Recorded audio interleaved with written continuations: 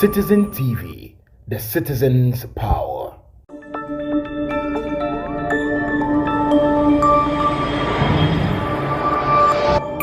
Citizen TV, the citizen's power.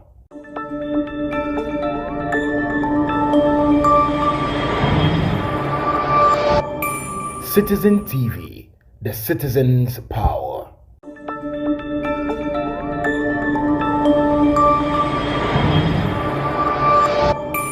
Citizen TV, the citizen's power.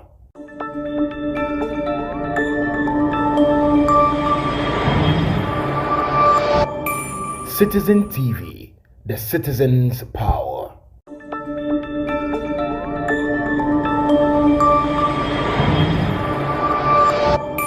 Citizen TV, the citizen's power.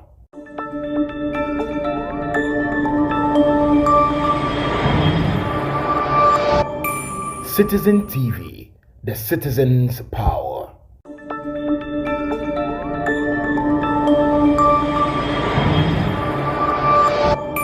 Citizen TV, the citizen's power.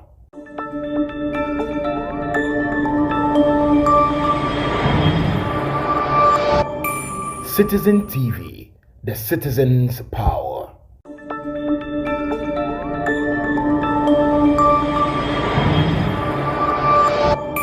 Citizen TV, the citizen's power.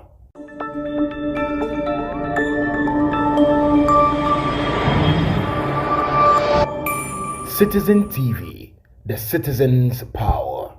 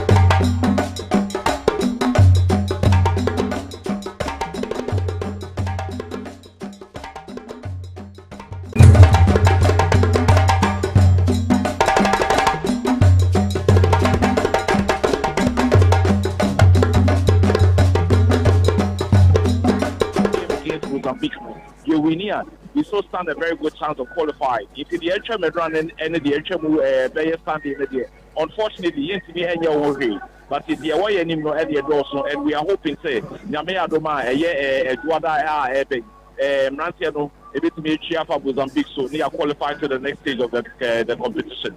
All right, so tell us, after the match, Black Star Camp, mood not to say.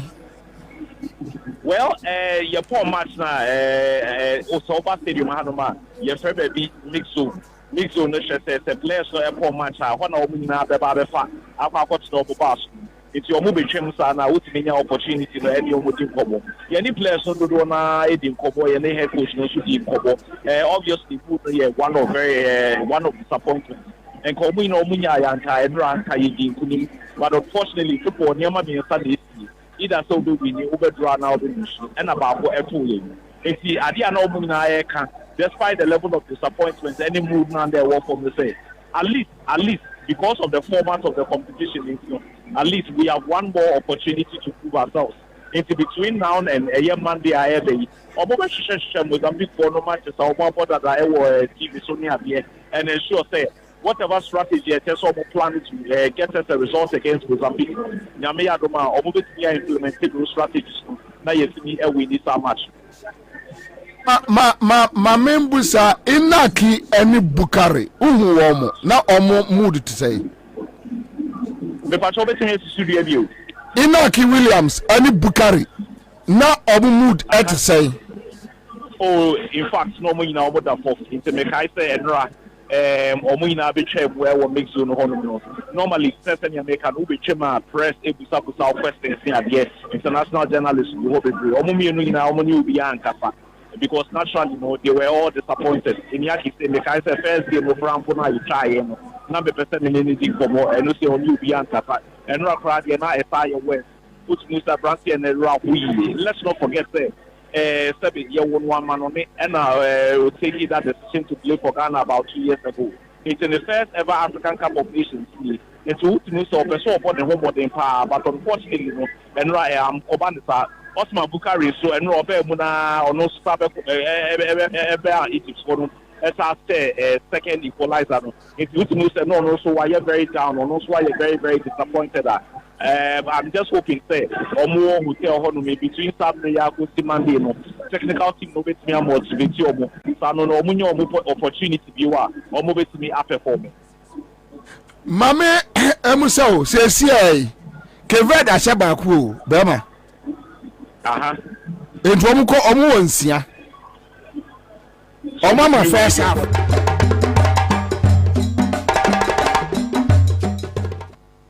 Star 413 hash.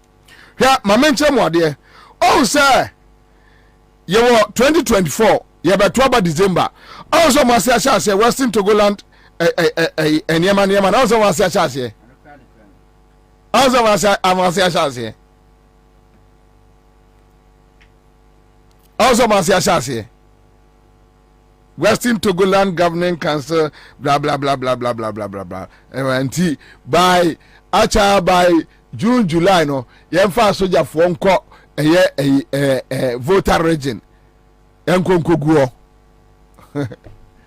Emfa, Kanda Pobe Bre, or na Soja Fombe Bre, ya be more tough time. Ghana for be Makanda Panum tough time. Second passé, because you see, Kanda Pantie. A man for advice on Munoso. Yenims or Yifras and Timampo, Nifieni, Ufri a official, Ufieni. Says Obia and wasted time so on this soldier near Kokontokao. Obia wasted times on the police near Kokontokao. Woma soldier near Kum, Nipa ba Ghana Niba. Ghana for who do the needful. Oh, yes. And the Kanda Pantina Supem. A man for revise woman notes. Woman soldier ni kum Ghana ni baako because of elections. So we opponent ni kum baako. No, nobody will waste time about the military person or police. No. A better civilian clashes. A good for should listen. Woman and mama baby. Mona mo sisi su asenam ane akronforma Goland State House. Okay, so Western Togoland Governing Council and the Defense Council, blah blah blah. Okay, so already minya ini two blare. So let me use my phone and let me just pick the first paragraph. The leadership of the Togoland Defense Council and the Governing Council, in collaboration with the executives of the HSGF, have to have on this day, 18th January 2024. Launch a task force to carry out the following assignments. One, to implement the campaign against voting in all territories that fall within the borders of Togoland, to investigate and document blah blah blah blah. So they have all these points there. And I think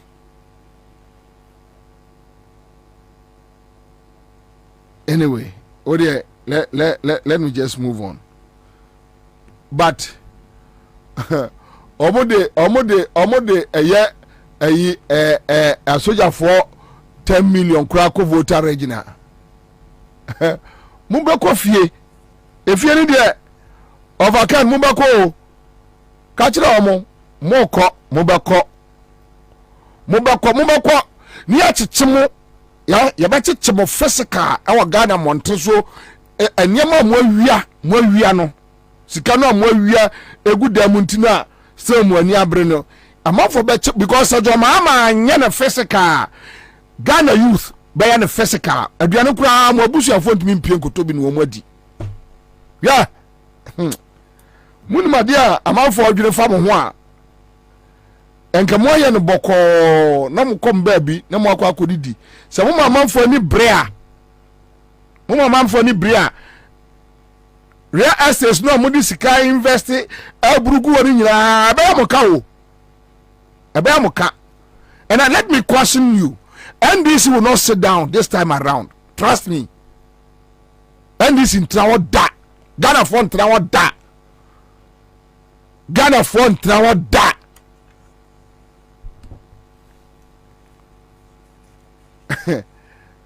First 4 years 2020 no now 2020 no kwa no check the figures,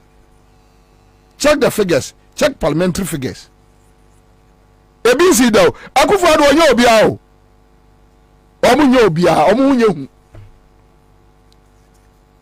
Akufo-Addo nkwa aban and a first time opposition atimi na dwa parliament mu mienu onye obia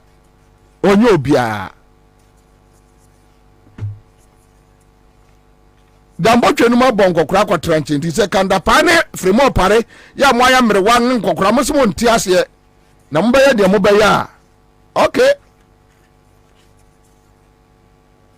me say this time around and this one transaction we mo NC ori forget it na NDC national security why na oye consultant makanda pa na why na consultant makanda pa na why na we don't care about onafofo say agbavola tenum your onafofo a friend say asasijima totobi kwa chinum nobody cares on kwala but we don't care. We don't.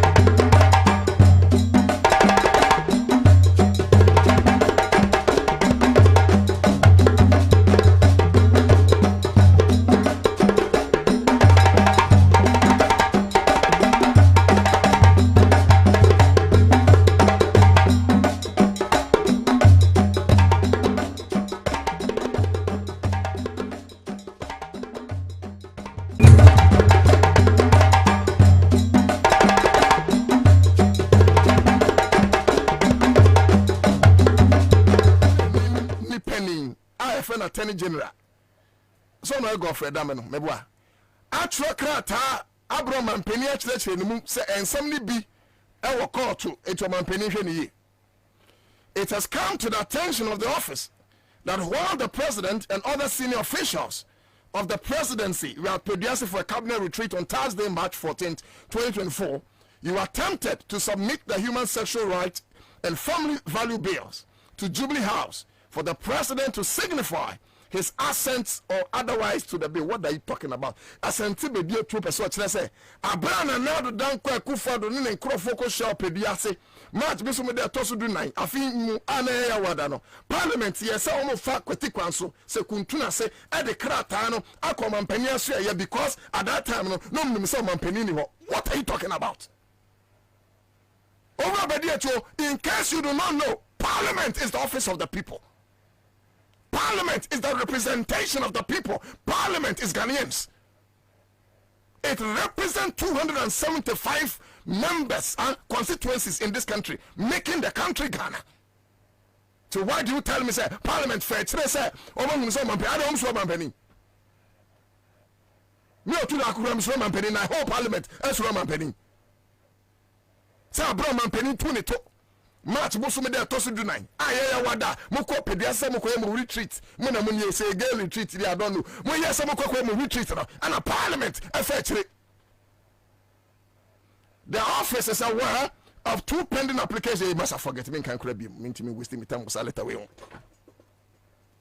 that you be there to canning in say and someone could be some Libya over Attorney General Godfrey Dummy ya boy actual crata advice on man penny 80 parliament and 3 years one whom so we are going near this is the time I saw reho because you are here to me different but come for so but not in the land of God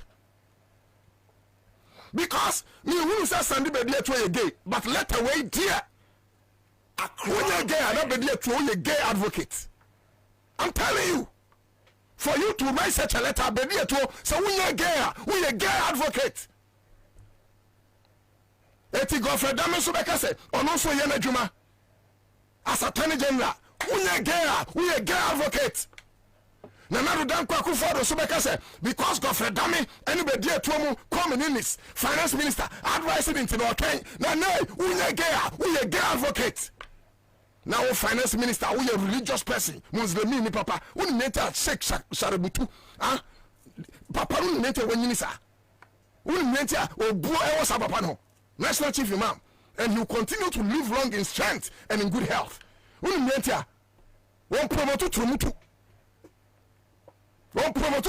one means and humachi the chief imam is always growing stronger and stronger by today. Now finance minister Muslim ni mwa Timitro Krata, say, I come on, penny. Anya, I am advising a man penny as a finance minister. What? $3.8 billion is coming. $3.8 billion is Namukoji woman penny or credit. Mukoji, I'm a Fidel. COVID buy, you more than $3 billion. Says Camudi. Nanaku Fado, Abobisia over 500 billion Ghana cities. Says Canada. I want 800 billion abundance in internally generated fund. Says cannot be any. What are you talking? Say $3.8 billion in Yafre home question to move to France. Me I don't have a problem. So office of the president I'm say bit of French say be couldn't talk. You can continue at the office of the presidency. And then I could forward way. We bet me first and be there too. Now I am home, but not on our children. As Antibody too, what for you deny him? No, they are home, but not on our children. Kwame, director of operations, a friend, office of the president, refunding. Kwame Kwachi, Kwame Kwachi, Papa, not the same director of operations. Facebook for Monkame, director of operations of the office of the president. Me refunding. Onu say obetima frobi na ndem mo jam ho jubilee house. If you want to promote homosexuality not on our children, and this we are warning you, it is a warning to you.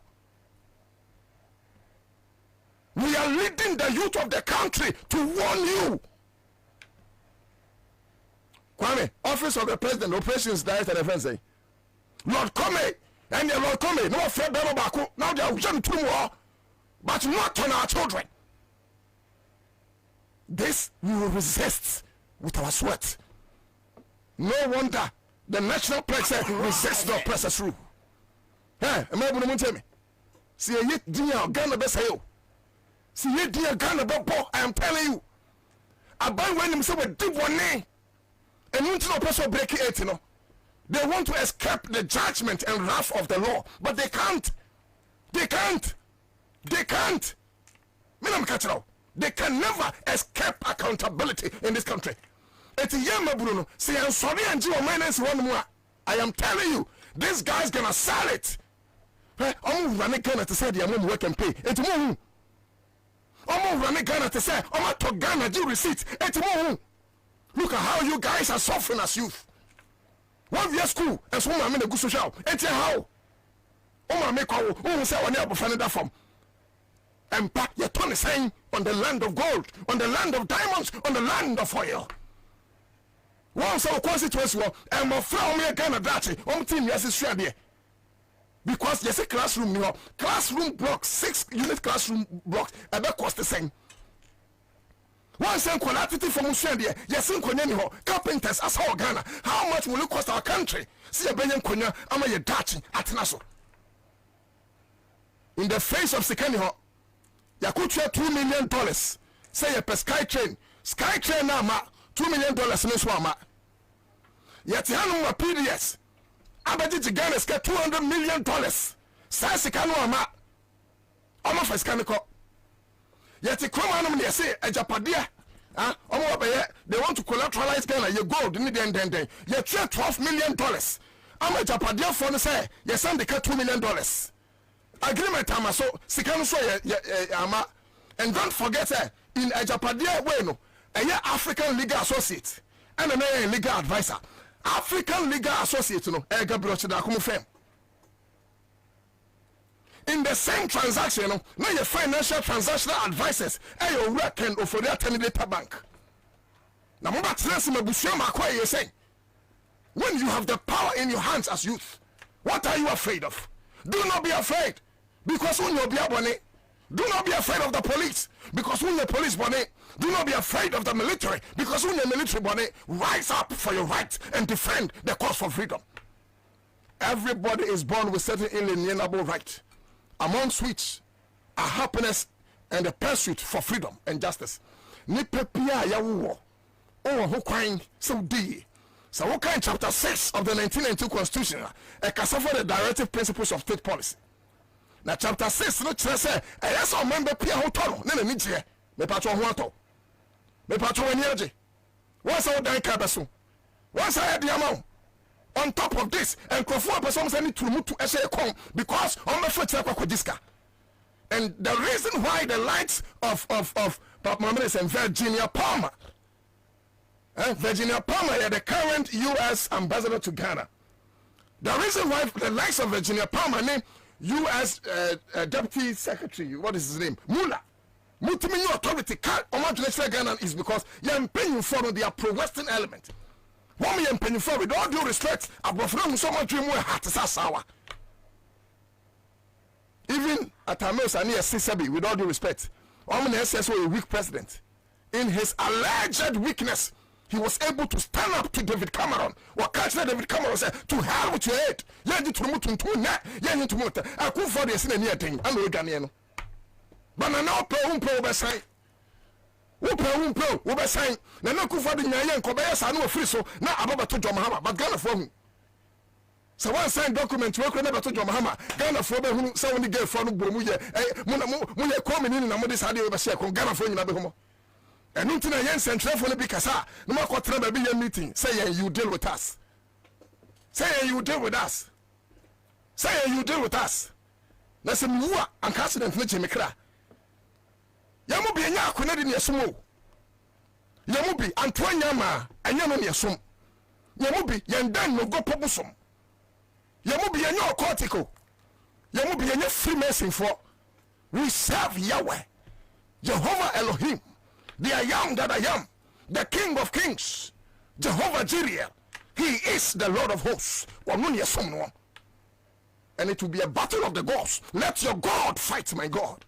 And see, Daniel, about 450 prophets of Baal, try.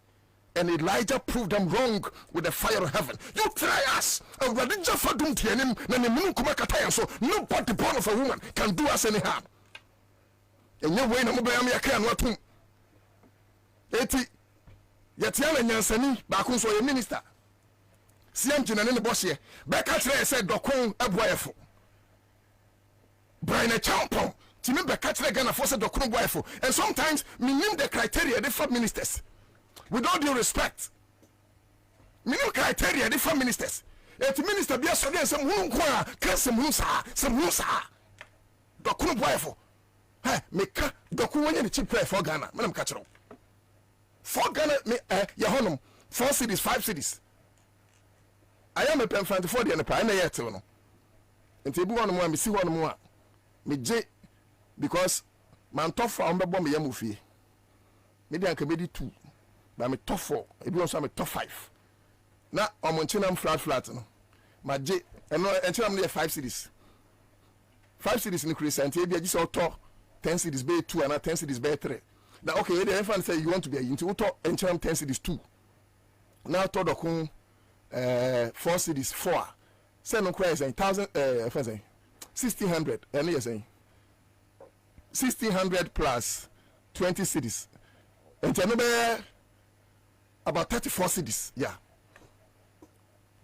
Dokun 34 Dabio na me bosu mi akato yazan mi be di dokun plate 34 cities and dokun phone mu jam me committee me di because how 4 cities na ketekete etenye say dokun kese bi obi aka me didi metime di dokun phone nyina and when you say when your bread and butter issues so when you na Ghana ni no look hey obi a wote me bia mba cho say na okoto dokun me so bra Facebook na bebe churo na unya no mu aka ehunu se enye se metwa ntro me pa cho dokono ye to ne sen me Ogan West enti me patam dokono price na ma be chro no ene me nam anam say 10 cities ana dokono say 4 cities 5 cities me pa cho oba bo ba bia wo na bo dokono ne price na nchina me price ma me eti bia wo agbogba o se me agbogba ye ton dokono ha say ni wo pe kwa joint na ye ton dokono fa ka ho na encrophone ko verify no mu se nye ntro na me twa even if we nan kwanduri kire me fa kwa won to sa doko no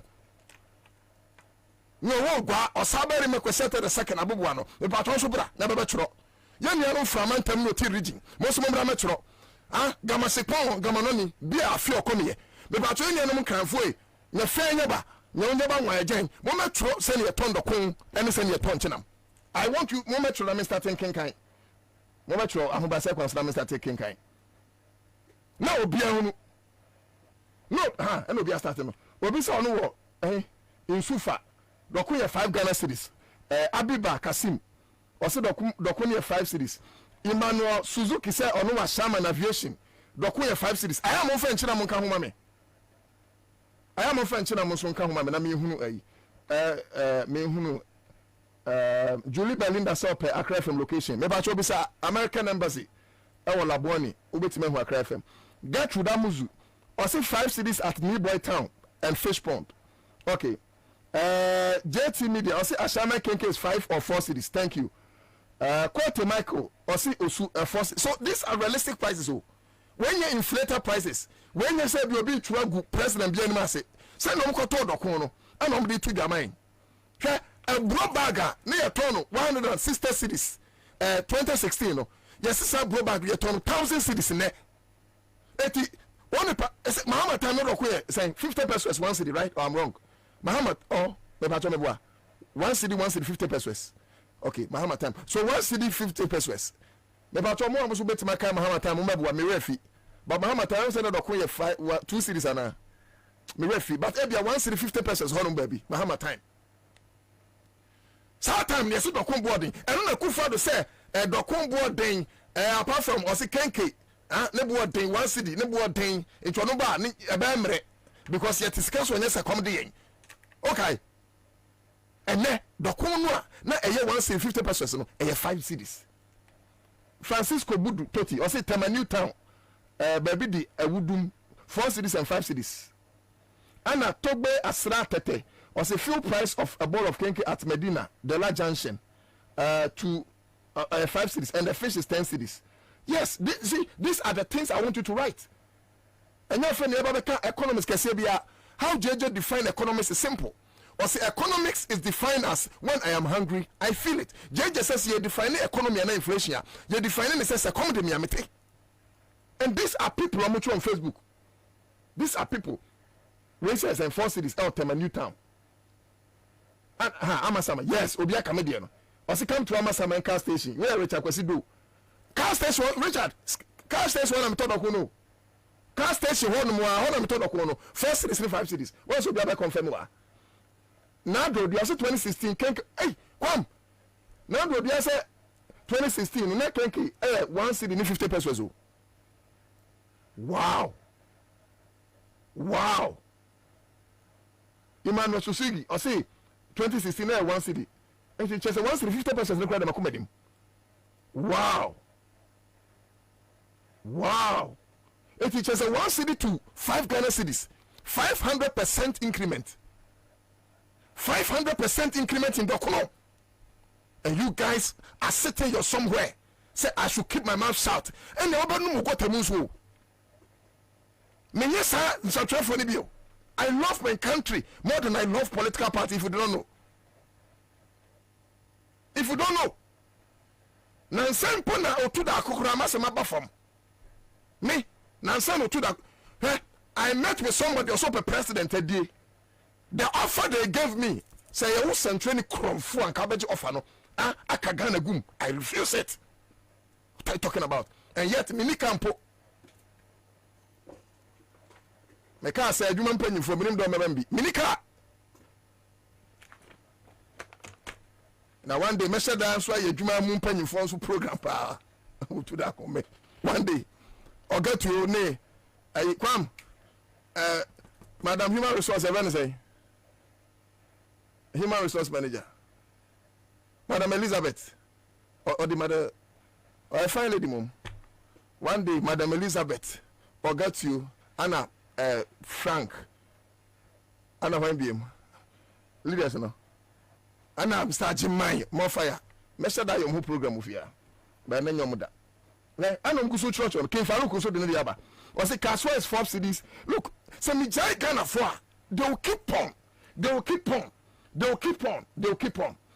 Thank you. I like Nungwa. I say Nungwa 2016, na can me a 1 Ghana city. Francisco Budu, also the about 5 cities. Anna where high? Oh, me who had JBO. Okay, Koba Kob, I say Tesano, 4 Ghana cities, 5 cities. Anna Koku Shabashi, I pray I had your name right. Was in Lima, 5 Ghana cities. And these are real. Francom Dinyamfo was in Muhammad time, it was 150 pesos at Enya NIC. More fire. Habib Hussein, or say Lord Oblite Come. Okay, into what the Lord Come Dino Amame. Okay, more fire. Me that's it.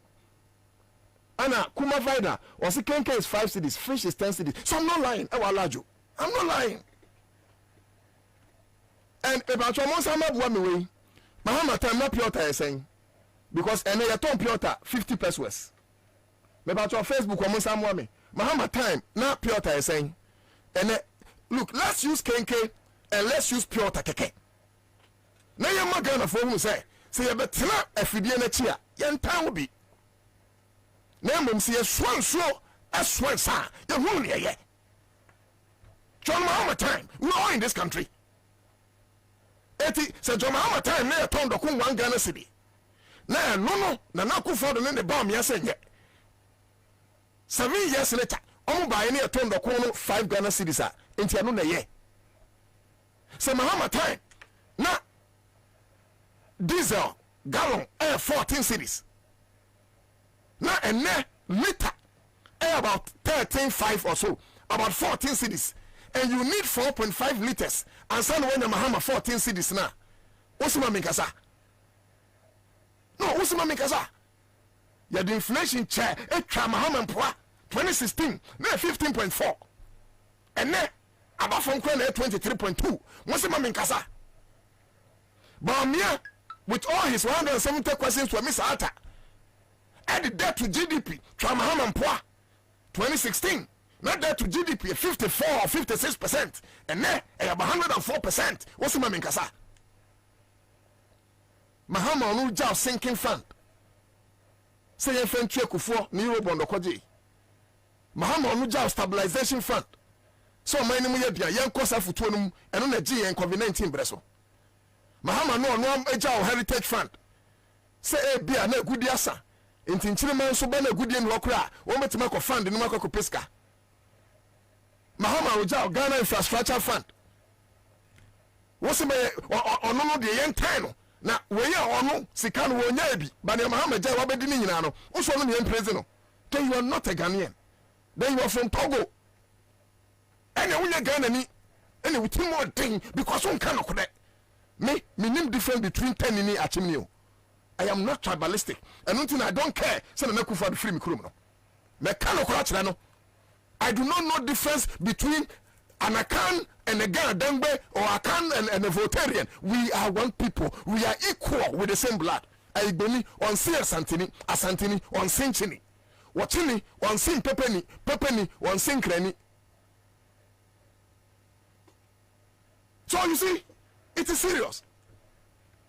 Right? Okay. Oh, thank you. Ras Rampa Medawase. Ras Rampa say 2016, not the whole bag of pure water, 3 Ghana cedis. Me ba cho mon confirm me mame. O se na 3 Ghana cedis. But Sesiano bag of water auto many advert but me the yesu so dia cool. Ah ye ho no me 950 pesos. Cool. 950 pesos. But Mahama time no na 3 Ghana cedis. Alhaji Asuma Zaid was a pure water is 10 or say Muhammad time not pure 10 pesos. Oh sir. Okay, Anna na okay, was it 10 pesos, not 20 or correct will be. But sir pure 10 pesos and a 50 pesos over 500% increment. When I say you can want some more. We are central now can radio minimum ya can radio on TV news. Because after entertainment people go chop. After education people go chop. After information people go chop. So all these 3 major principles of media yeah, but after that there must be food on people's table. We must speak to the basics of the economy. We must speak to the basics of the economy. Now do you say a bag of pure water in 2016 was 1 cedi 50 pesos. Anna Nashuru cried on your circular. Mamenya adewe briefly Ansah na commander ba. Mamenya we briefly Ansah na commander ba. And me kasabo dumso. Tie me. Time wa John Dramani Mahama. Eba ye no. Mebacho with all due respect, respectfully, you assume the tie me. John Dramani Mahama mo ba ye no. And I'm not talking about the late Atamil's administration. 24th July 2012, Erade Tunsa Frey Atamil's. Yebeye John Mahama, about 5-month president, according to the dictate of our constitution. Then Yesamba Tuaba, in 2012, my John Mahama be president. John Mahama Nkasa di 4 years, 4 months, and others were 4 years, 5 months. Now listen. Time when John Mahama Ebano, and you know didum so by you. Senior politics hunti yeme humbebre atiasiano. In the 90s, under Flight Lieutenant Jerry John Rawlings, not dum so ho. Not then dum so ho. Somewhere in the 2006, if not 2007. And a gentle giant Oman Peninda de Kufuor dum so by Samuba Kaya Owura Kufuor de no ma asofo Eko Japanese for about Ghana Besiano, they are Shintoists, they are not Christians, they are not Muslims. China for Yaduamuka Opepe si entria enter Omabofa Ghana airport Senia Omakofa is in Zambia for airport no. The Chinese are largely Buddhists, they are not Christians. So sometimes, ladies and gentlemen, it is not about a long prayer. It is understanding how things work in your country. Sometimes it's not long prayer because he has given us the brains to think. So beyond prayer, you must act with your brains. The African is not acting, his brains. And here for the Biniki said the blessing will be free. It's your better sorry them Mondays to Mondays or bomb prayer judgment. Now only me say o bomb prayer so pay certificate copy juma. And then ready any 24 hours no and for juma sorry them. We got to use our brains. You understand what I'm saying? So the point I'm making is say oh man penny Kufuor who say and Pabonya juma or some me apply brain. Brain is so apply so toy generators. Now fast forward to John Dramani Mahama. John Dramani Mahama buy no. And Obey say, situation with the more thing. A to me, Rajeji. A to me, Kufuor. Some are 3 years, Mr. Betome. But I can say, some are here, become a swabu. But as a Soviet San Marco, into a parliament. I don't catch the Ghana for say, Miss Row, Doom so no Senam de buy. But me fix and send me free so. Satan no pa enye John Mahama ana de dum so bai no Ghana nsɛmtwerɛfoɔ ama John Mahama ho yɛ tantantan ɛwɔ Ghana fo anim. Now one of the major reasons in here you took John Mahama is because of dum so. I know no create here. And the same person now, the whole year time Ghana for him because you did doom so church in the corner. The same person that fix it doom so. And to rob me up catch and say John Mahama cannot take credit for doom so. Let's just say John Mahama fix it. He made arrangement with some independent power producers. And America. And even in the case of America, the next Ora Kwame Nkrumah. Esi akosombo dam na Ghana 5 million 6 million. But demand ni grow, and according to statistics, you know, your consumption for electricity grow 12% per annum. And you know, now successive governments after Nkrumah were supposed to have catch up with your electricity demand, but we bring in Yajuma because Nkrumah here akosombo no say she bu dam ase and you two no, and Kufuor buy or no so by year no bi. So finally, Mahama Eswavu dum so. Such a person or so would do so no, and then obit me trouble because John Dramani Mahama and I do them so by. Fast forward to Nana Kufuor, no condemn John Dramani Mahama and no not power. The same doom so no a bar John Mahama time no and then Abba. Yes, and then the Indian man can wasem. And yet Nana Dan Kufuor mobile no. Even when it comes to rural electrification, they've added only 6%. They've added only 6%. Mahama more time. I think some Mahama near Tamils. Fako drew 80% from 56%. I'm talking about the rural electrification. So see, Ghana, the state of rural electrification, 86%. In Kufuor Mobile, they've added about 6%. In 8 years, 6%. Obisu 8 years, or about 30%. In addition to the independent power producers agreement, and Ghana being excess power capacity.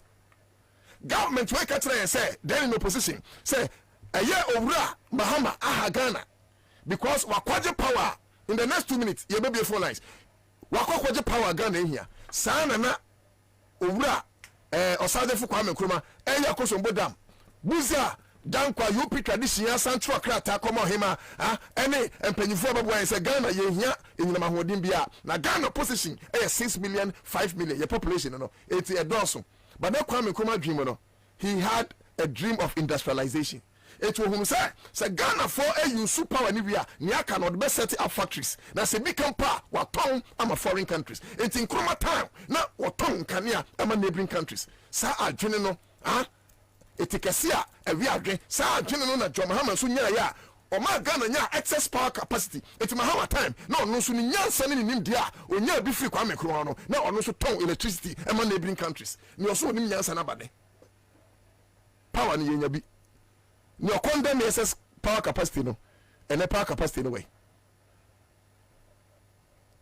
So now if you hear me, answer. And the power capacity no way. And the power capacity no way. 80 time pen in the air. You for pen in the sit and crew. But you can't congratulate to me. 0302 208 090 financial organ 0302 20 80 90. Hello? Good afternoon. Good afternoon, Minia. Now to Dako. More fire. Yeah. Jubilee House for me. Jubilee House for me. One person be through Mutuba. Jubilee House for me. Nana Boja Yepa, Yakupon Shira, why? More fire. Nami for Konya way na same way, Mr. Mount Tiesa. Yeah, and this is Syria College. I work Greater Accra, Accra. No credit. Yamia do, ya papa, she more Greater Accra Regional Chama. I mean, so our friend, I'm a washer, your boss, yeah, how in our dear to know so our boy. It's Nana, Esa no manu, Amudi 2 more, Mubo, they will say, Pennyform boy, and then Pennyphone, the play, I'm almost on the boy. Yamishram Yepa. More fire, Yamishram. Yes, sir. Unu muse NDC mi ya di communication bureau ni hu ya pa. Ade. Nana susuan pa se ben ya Ekufuado se on say ena ka susuan pa your excellency John Dramani Mahama naka eti akonya so a. Nka MPP for appointment so no mo pepa so any John Dramani Mahama eti ni okro wo ni. Nana, your communication now is in Kabadistan, demonstration upon demonstration. Almost the Christian Council, any peace council, any Muslim community, no, almost sure Mukutu Pamoma organizing demonstration. Yes, Your Excellency John Damani Mama. In Kapno, Mukapapa, not Minton. Ebia, Samemo air prepare. Omu come, na papa we person di muso be to o mani ku. Wo a wo ba ye wo be say nyama abesere o manu, a say bibia, wo san ko wa sum de mu sa di nu me be tu ya tu bia. Ene ye ndi ntumu nna, ye ndi ntumu etina. Let us say. My young for but Ansah no Emmanuel Suzuki say JM was taken to court for 8 months. We are not referee. So he ruled for 3 years, 8 months, including at the most 4 months, which was left. Thank you, bro. Hello? Oh, Nana. More fire. Let me Nana, your friend Gideon, because I'm free. Okay. Nana, what can I be? Why are you? They okay, dinner is a good Ghana. And they, you have a Boston swan, not a big market tree. It's no correct, no quite a number. More fire. Into no, a Jumana, away, no. It's a Ghana by Ansah party. More fire. If you say you can't drink or mine once. More fire. If you may have a drink once.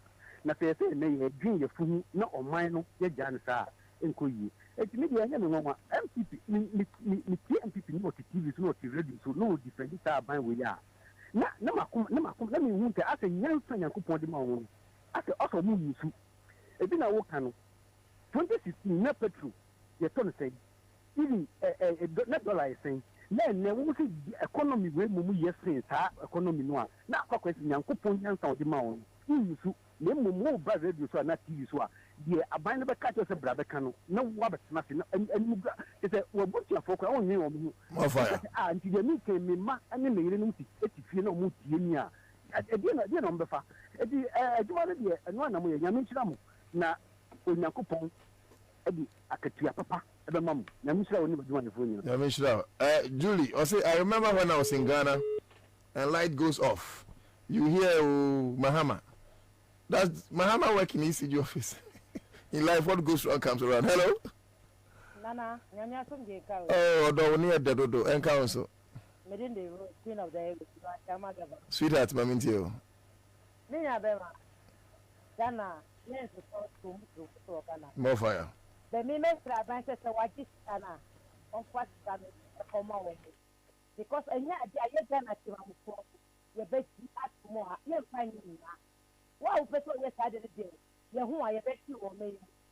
Many of them and then you say I have got to and can your former president, Mama Atano, and can bring your aspect any musician or make you upon to a demonstration.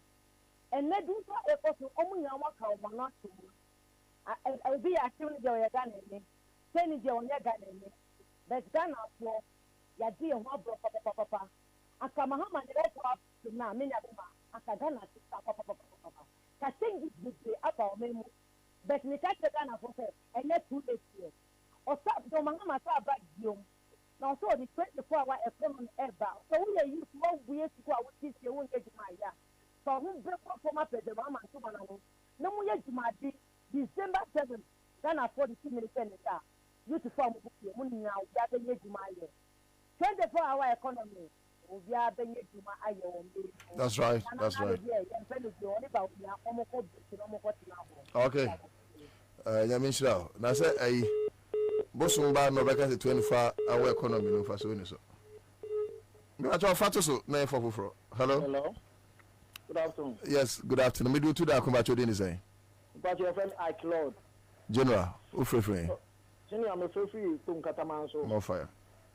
Uye djuma pa bomodin na somusa ni yonkone sa more fire yempenyi ko omo nkan no kre akufu adoni na aban omo nkan no kre omafa yehu ena omudi sika no mudi won we say gay ayi omode koyo ompe so obesan ono de so on san a yebeba abesan because won fa so bia ewo ba umia ni akufu adoso hwese uba umia unya me ye president o ye vice utimi di utumi efo obi mo ekwachiche wo me ko a u me ye president o na u be ye president ase ye yire no mu na beba ba gi free ensem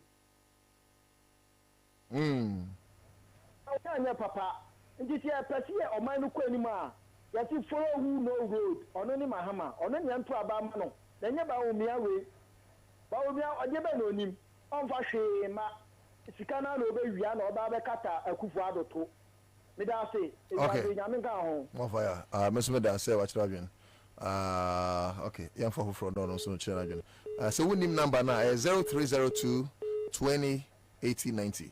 Hello. Hello. Me ba cho din ba bia frefre. Mira, my minti o fresh boy.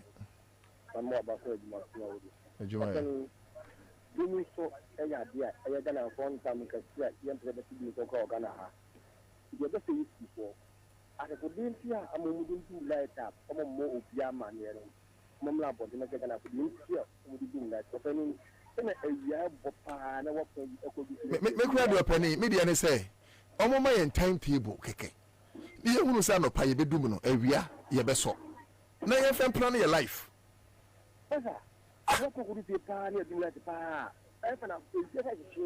Generator yi so ye ni sare to bi.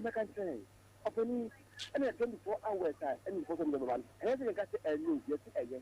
But the name of any national office gapa. Omo 24 hours oh national office for openi. Yeah. Say you wa see you way. And I was second at 4 bosses. Oh pa abega na yi. And now ba magana as a headman. Ye be you in sense. O ma memu da. That's yes. Your mama ebu o ma da. No me see who do you and went to end. Okaje se wazi o me se mnaka do mfi. No me mpenye o se kunya so o ti so for you gonna you know o ti man so for gonna yi open do do kana ko so mo di do mama ndi ko ni do kai o de 4 years ni ya. The next one 4 years e magic na the command e gonna yi na say e de no be you say that e took no offer me so mo mo kana. Okay. Me da say so ne wa dwen kire yem fofoforo. Hello. Hello. Yes sir. Udini baby afrefre mira. Mr. Lincoln ni akwete ma. Mo fire enko. Eyo mabawa baso papa. Akra FM damase. Minya opportunity ma misha honorable Felix akwete proclaim. But ya no English ama for incoming MP ni ejuma pa mo yo any Eric lawyer so wo Medina. Nyamisha no papa. Minya. I was a MPP abai mo ni meguase. Or many meguase to an extent to say the reason why I want to my timetable concerning the power crisis, no say. Niama omo kampa mama during the power crisis.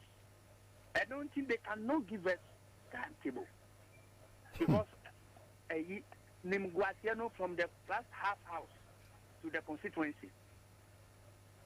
Because Obekaya last year, November, December, UCG issued statements. Yeah. They will make sure during the Xmas festivity they will encounter any power crisis. Yeah. So Obekaya. Yeah.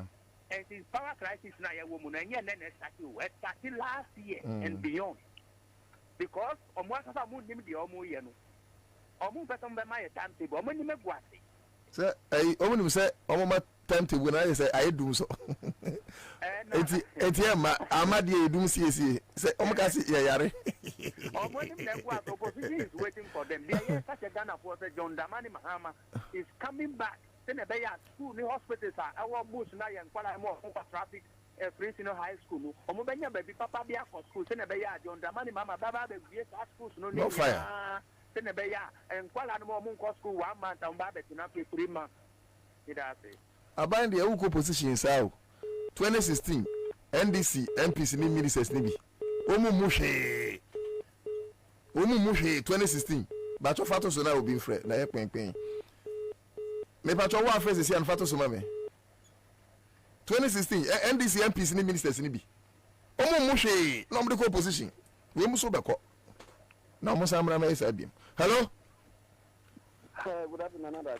Mavaya, me are free within the same. My name is Joshua, calling from East Legon. All right, sir.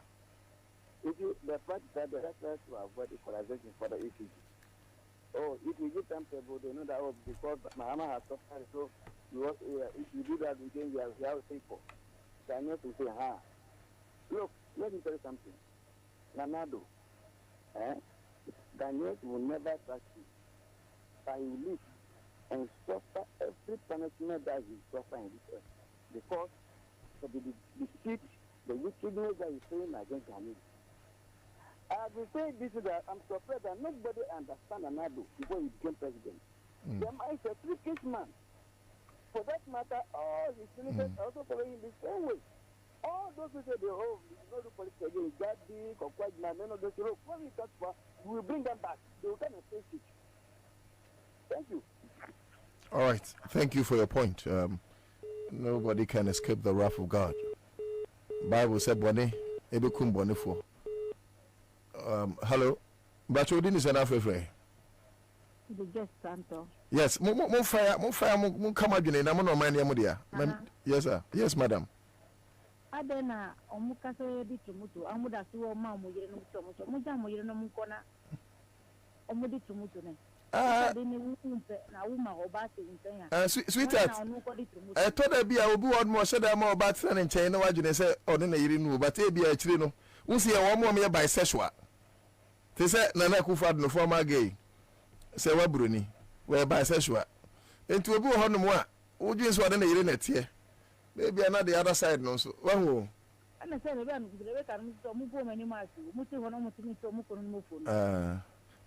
Rebecca, do you go to the same and look on the Befano? We are paying out to the penny face now. This Kanyasa, Penny and the next we are with you. My patrol, yeah, idiot. Didn't I say sorry? Why? I know, no man on man more on line. No more, no more line, no more for the Mati, arise Ghana, Mokasimu by demonstration, Biana Mebwa. Make Kaimo. When your demonstration, not Ghana for Bimun support mo. Nani Equid, your mom pese umbe. Hello? Hello, Nana. Yes, sir. Good afternoon, sir. Maybe at your Facebook for the sound. Yet you. Okay. The Juma does. The batch of Casadin Kakramami. The patch of Nana, Ansah. Mr. Jinaye, now Casanema. They say Ghana and Sibishia Gua, gentlemen move on. Okay. They can't pop. I didn't yet, the Obeka saying, on Anamo Apometia. 1 month and 1 week down to my new Russia. But that year, optive on Eddie and I took Yamadi. Yet them Senior, Mr. Sanford back. My person waste to credit. Me shut down to me. Why? I apologize. Yeah, for no so enter me. Oh, fra, Kawaju entry to me. The moment I know you are saying media may you. Hello. More fire, but I'm here now as well. You are Shama. Hey, Chairman, hear me, no enemy. Oh, my Miss Kenny. Don't worry, you can't get a bar. Marty. One day you can go on the Hashem party. But I said, you go here from Panasi. You can move Hashem party. But you go. The patrol, Mitcha. And Texas we are NDC for any Juma soon, Juma Din or Moya, or Munkosu, and Juma Din, and Yamaya do not in Mahama. Or Babwa, Ama BBI, find the College and Texas. Okay. Only say, MPP for the study of Kayan, or Muka says, yes, Solano Fire, Ruin, near Ruka, a rude pass to Chunum Gufum. And it is a Mukono Mukoda, by your mess will no matter car train. Now, you do. Me person make a savvy, but the person me stand is a gun in me out here. One guy said, "Traffic no bit on say, I mean, no to meet your Johnny the mountain, but no could meet a crowd or Kwabena, and then about any time, no, who could meet crowd or Kwabena now. And then, say, Nanado, when to me, I know about Nadera for Ghana for Binumu, I'm a 1 2 Mudia. Lankana, or no, okay, about one. Uncle, I won't know. But talk from me. No brown, Munko Mutu. Or see, or Bani or Ba and Concorda. That's the time for years, Jumana. You're better a do go on my way. I'm a much about the small mine. Okay, maybe my fire, you can't say a bar with it. No to gay. yen prita de no oba ni bema ene betima ma oma wale na oba ni oba de oma we yes so you know radio no e ko from krante ya yen tifi nti mu pamcho because Mr. Mo sound my mo complaining so on Facebook. All right. My friends here na yenda callers ase. Commander Boham, Kwabena, Bobie, Ansah, Ababe Ansah, Mira ebe take over. Na poku listoral eufia Mira Dumako, Dudu no afre no Kion, parliamentary candidate ma Okankwe South. Obo adwuma pa sounds a fresh mind. Adwea woni trimu no. Ba me anya bia. Yehowa. Sounds na me aminia. Charles Akoa. O kasa che na o ya che. NDC Broad Regional Communications Officer wa ha. Mama me muso na Commander Boham ababetena adwam. Mesramo ma monko be bia. Idwe tua to explain to thank you. Margaret is here. Erico Finti on Facebook, Citizen TV, Ghana, our YouTube page.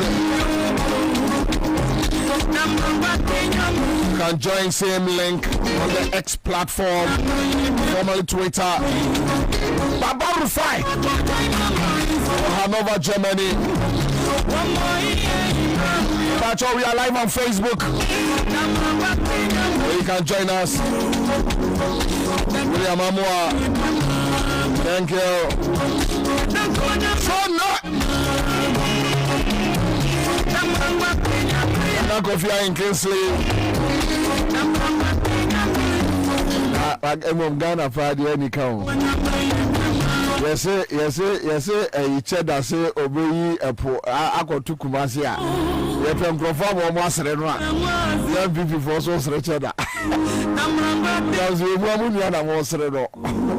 Send a move on Yaku for the picture. I will watch a clear video. Who should video? I can't move. Often a woman bow me where your friend attack crack.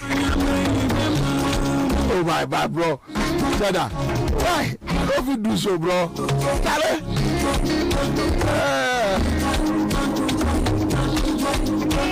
This is your vision here. Ale. Go slow down for us. Naraken is here. Thank you.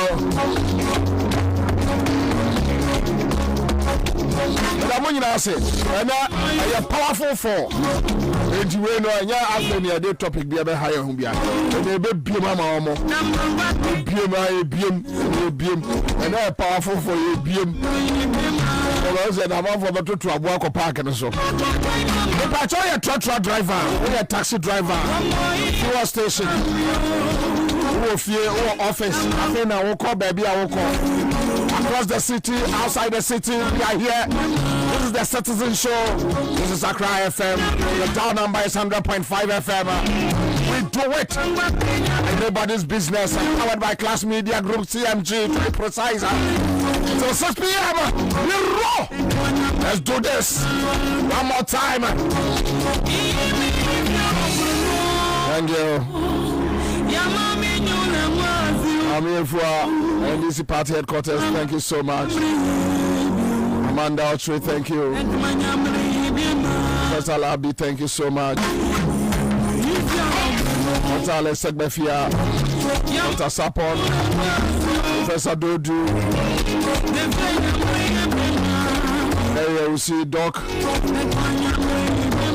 How's it? Yeah. My own Vincent and Kwabena.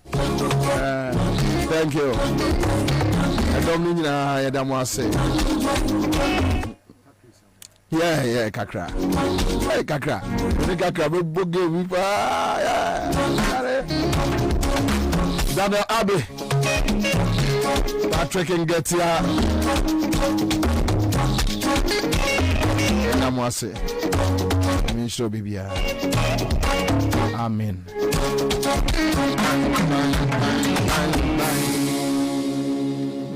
Because you see, Chada Ebusa Nasibo Ukraine come can be beach no.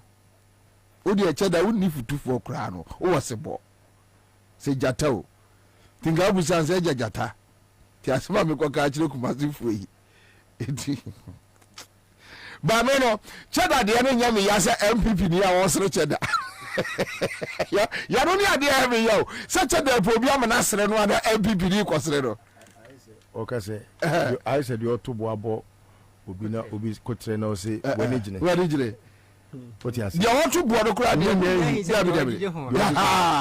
me cheddar de na ha me cheddar de na so go for sky train aba sky train eno kra po ye du abo me mo ba ko njira o but MPP for you know also me train be fence so no I go come no bomb na ye phobia mo na kwasere cheddar na MPP ni e kwa kwasere cheddar esi ameno kasai unim sana na da kwa kufa da roma ye build train and na fence so seriously ye build train na fence so tie be fence so de omo mo Europe UK ni Holland ni are do munim esi ameno kasai unim sana na da kwa kufa da roma ye build train and na fence so seriously ye build train na fence so tie be fence so de omo mo Europe UK ni Holland ni are do munim say fence so ni ade enche kra bizana na do de fence so no but me also do fence so na say di e kwa no Eurostar yes yeah from London to France me no kaze si ya no akaka no mo wie yes companies so omo ye plane you know you train no e bi o South Africa omo ye enche kra ba gbedu ubeti from Kumasi to Accra you use 1 hour 30 minutes you can you bit much Kumasi ay adwuma wa Accra that is the plan yes contract ni mo sha say manufacture trains ni e dey ba besi so no next year ya Kumasi de na fi Accra ba no e so ba esi ameno kasai unim sana na da kwa kufa da roma ye build train and na fence so seriously ye build train na fence so tie be fence so de omo mo Europe UK ni Holland ni are do munim say fence so ni ade enche kra bizana na do de fence so no anyway me run a commentary because your time no call and we have big four so I'll just leave it for them but I am say issues are trendy and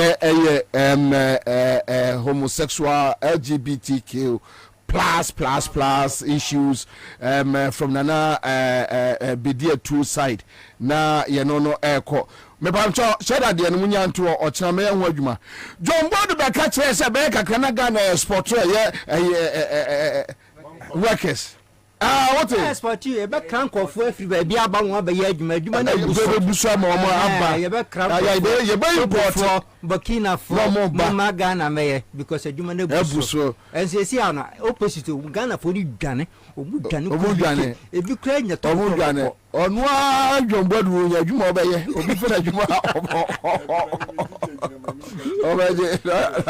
all right so these are some of the issues but and the trending issues no here the LGBTQ plus and quick one I think that we have Asante Bidia toilet and right then we have Matisse His Excellency John Dramani Mahama I responded to Asante Bidia to ne nkwasi akeka no and you be dealing with that issue too yes but another issue I am say dawa Ghana for your penso issues about energy crisis maka say enyina mahoden no we have been in Dumso for 7 years old and my stories ni nyina de makwame and many time and more time but in 2018 yenya load schedule ewo krom ha 2019 okoma John line na yenya load shedding ewo krom ha 2020 yenya ye 2021 yenya ye 2018 de na March to say June July do a very good 2019 yenya around by September more and 2020 2021 2022 2023 kwa de grid ko for be catch is say omo man crofo no load shedding now young queer baby no be free. So yeah, and you tried you for 7 years. For 7 good years, almost your mama 4 years. 4 years, I agree. But we have endured this for 7 years, and that is what SNDC money But again, you must say dealing with all African games. Say NDC for raise serious concerns. You be dealing with. But come a quick one. So Asante baby to let no. Fan to say listo akwaba. Mini ahonto I say original TV on a host a image where they can see a coso original TV and then you know ojina mu den ondo akwaba family so na pomi ade apomi yanke biasu menu ma mene ye onabo ke okodi enkomo onabo akwaba ya nyamia boko de nyame adom kaka ba bia free ba boko ho de boko pa ho boko pa ba ye heidie somehow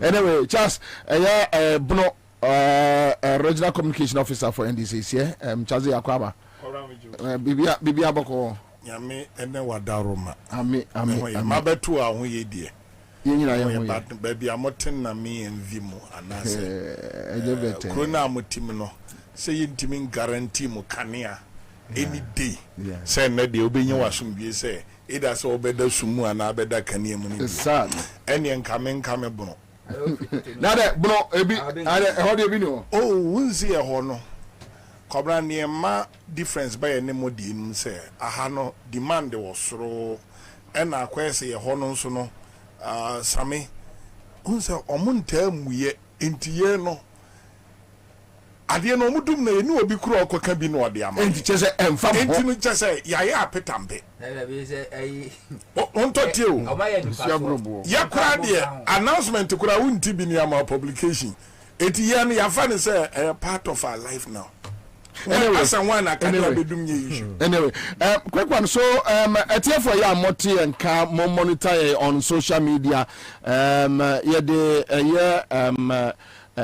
Letter from the office of the president, signed by the secretary to the president, to a Facebook page, and also had the transmission of the Human Sexual Rights and Family Values Bill 2024.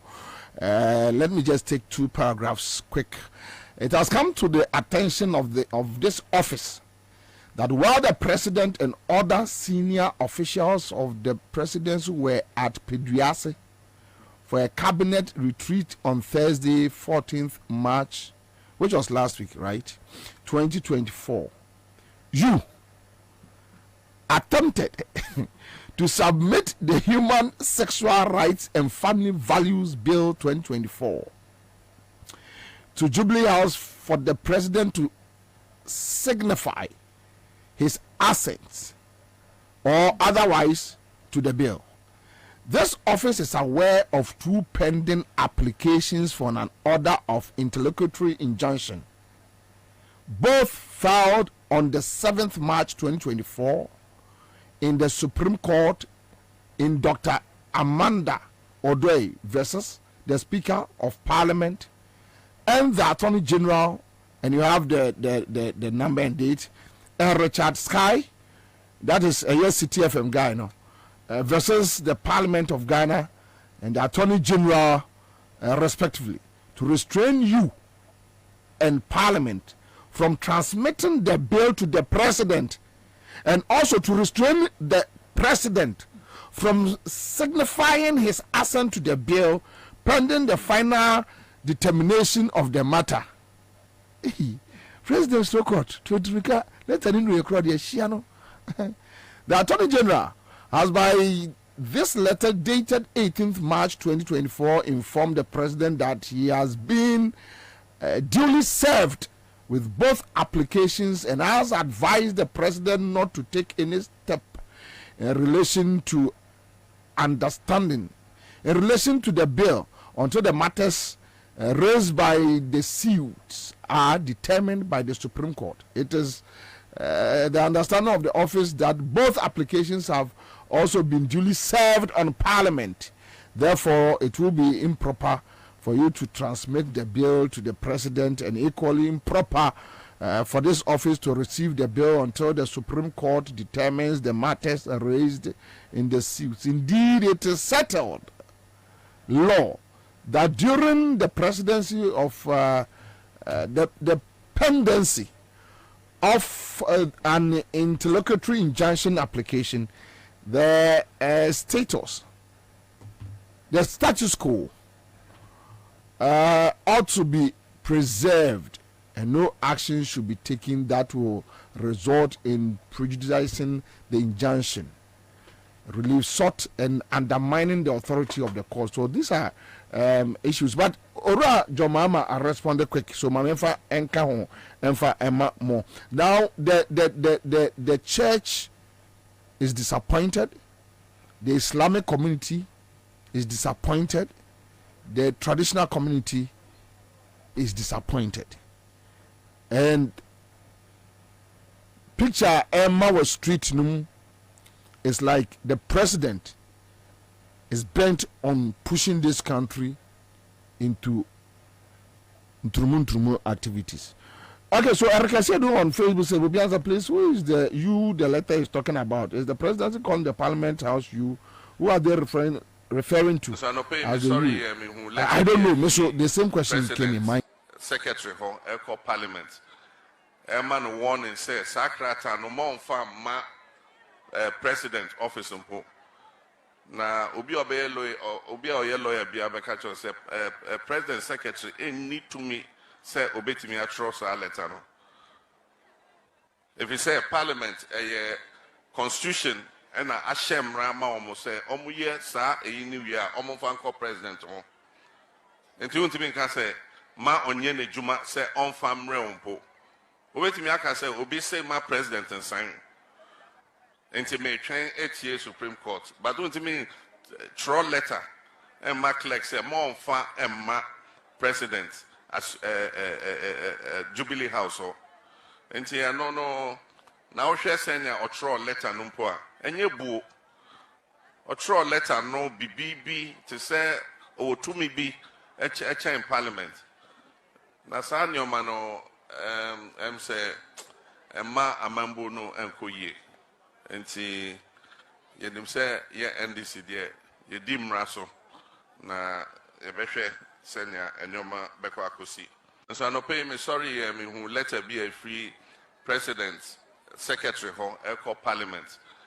Man warning say Sakrata no more fa ma president office mpo. Na obi obey lawyer bia beka cho say president secretary need to me say obetimi atro so letter no. If you say parliament constitution and ashem rama omo say omo ye sa eyi ni wi a omo fa nko president ho. Enti untimi nka say ma onye ne juma say on famre mpo. Obetimi aka say obi say ma president and sign.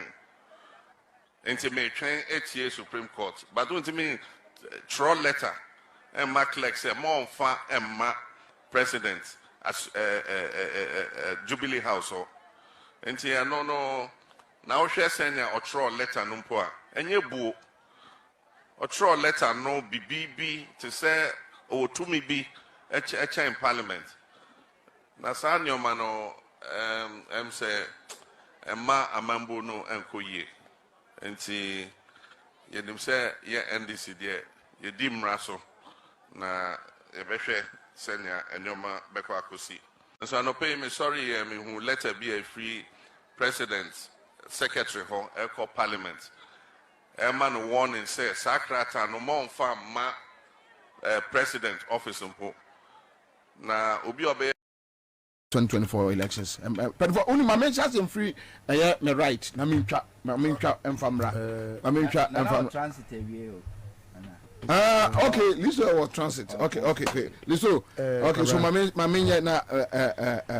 mini can check for na min chairman on mabedwafo. Titi you need the incoming MP. Kion. Na memo abasunso. Me do constituency wa na my home odwe sanse adwuma ekoso. But I know, say you are not complacent. I believe, say you are still working. Widen the margin. Me be also constituency. Especially with chairman me who me man Ramadan Mubarak. And you be a Cramofua more constituency. Me be a Ghana phone me be a Cramu. But more fasting there among kind me one pipe boom and saying no. Me bomb sorry. Me bomb paya nyame said enti em se modie ne nyam beti. Timpa mo choya among kind one pipe boom. Yati ye go bi amon. Kwabena. Oh say me ka Kofi Asante be di etu asemo a na people think say I don't know. But if you know someone that onye bia na ene amemu bone anase abemu omabenti ofi se ewiase anu no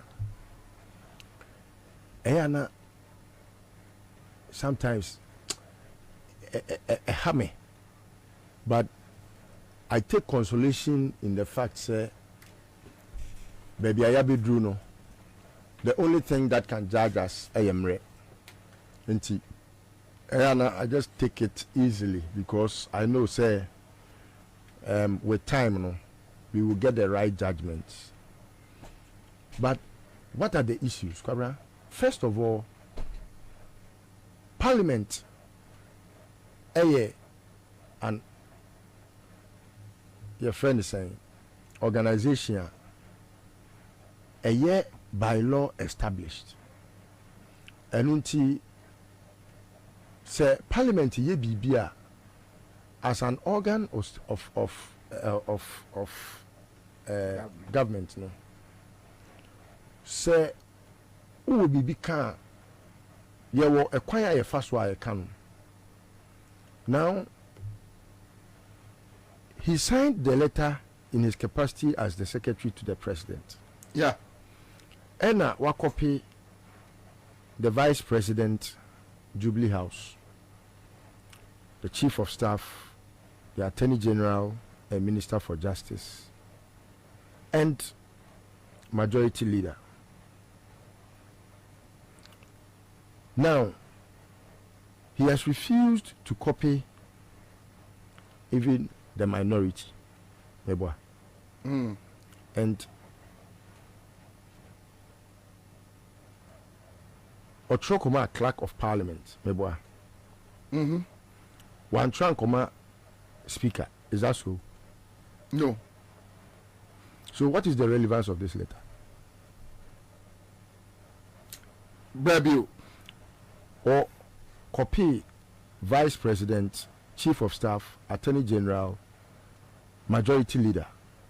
The letter is addressed to the clerk of parliament, Parliament House, Accra. Attention, Mr. Cyril K. O. Ansah. Now, clerk of parliament is not the head of the parliament. And so, what is the relevance of this letter? And the relevance is No, I'm being technical. Yeah, but ebia opeso the baby. No, I'm being very technical. Oh dear. Yeah, the person say clerk no. On the beko. On the be transmit Ediakoma presidency. And into no address it to him or her. Say more on farm macra. Okay. You see, I'll tell you why. Oh, wait, one law school though. This guy, only Kofi Asante be there too. Onko university say obi akọ ekura first degree. E dey akọ LLB no. Oni bi, odi papa certificate nanam. Anything na we Jimmy sa wa bon sa no. You cannot address a letter to the clerk of parliament when you have a speaker of parliament. It's like addressing a letter to the secretary, that stupid secretary of the president. Kofi Asante be there too. When I want to mean the president does not have to act. Parliament the head of that institution, you know, is the speaker. Anything that you must go through the speaker. You cannot do anything but at the end of the day, it will take the parliamentary clerk, you see, Kara, to delivering the letter. No, so that's not an issue. Look, the clerk cannot be under the control of a secretary to a president. Okay. Now the clerk is only under the control of the speaker. So you cannot, and not even the president. So you cannot usurp the powers. You cannot. It is only a fool like Kofi Asante to you who will behave like this. What do you mean? When it's of no use legally, it's of no consequence.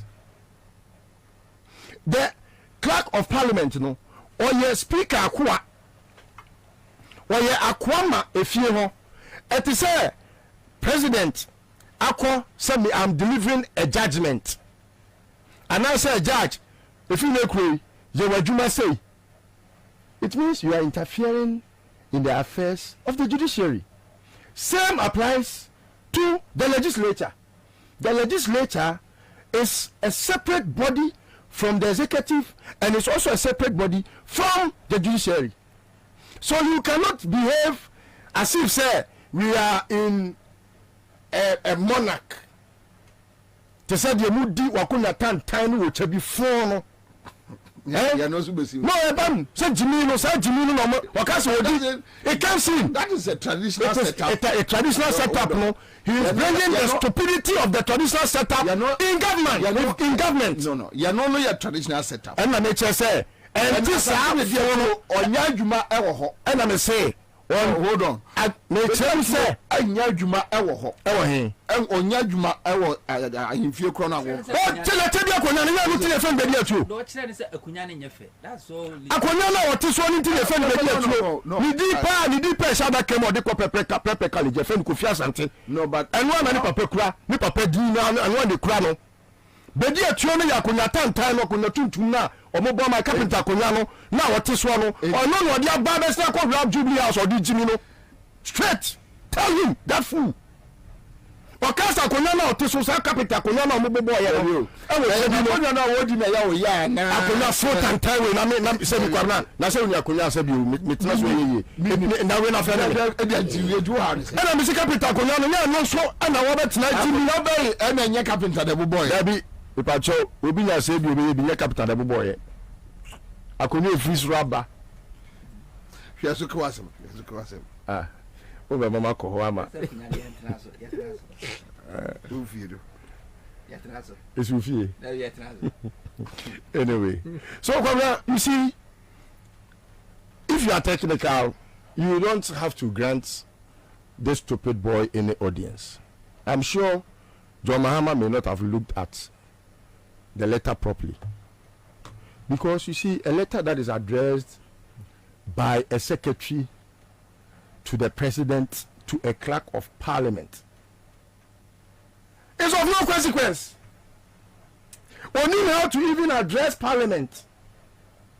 You cannot go through the clerk to the speaker, because I had to send a mature letter to Kofi Asante to when I want to address the president. Mature, dear secretary to the president, Kofi Asante to you.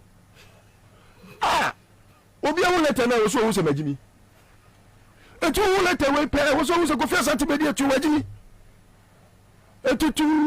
I mean, regard him and give him that answers. No, I don't think say Omampeni John Mahama who letter ni technically wrong. Now, Kwabena, to the substantive, what are we discussing? Sebi Trumutu ne Tafrimuskovich. Any say obi say Tafrimuskovich. Any encourage Tintina and being, you know, sarcastic, technical. Where you coding? Where am I actually? You are being technical. Akwala Simon, kraman me pese me wa no enti me de kraman aba fie me be wa no sanse me ne kraman ne beda emma ahodo a ene wo Ghana hai no mo se me de me pese me ware be ma na makofa me yonko ba se me ware no obema se makohu me yonko be ma me ware no anu wa se me kan yo now obia unim Ghana ye set up bia be kire say be ma kura ko fa oba wo nwura mu no kura mpo no eye abominable. It's a big taboo. I have not seen one community or more found on that act. Say Bema or ne oba akoda wo nwura. And no cry say abominable. Monsieur kasiye pa.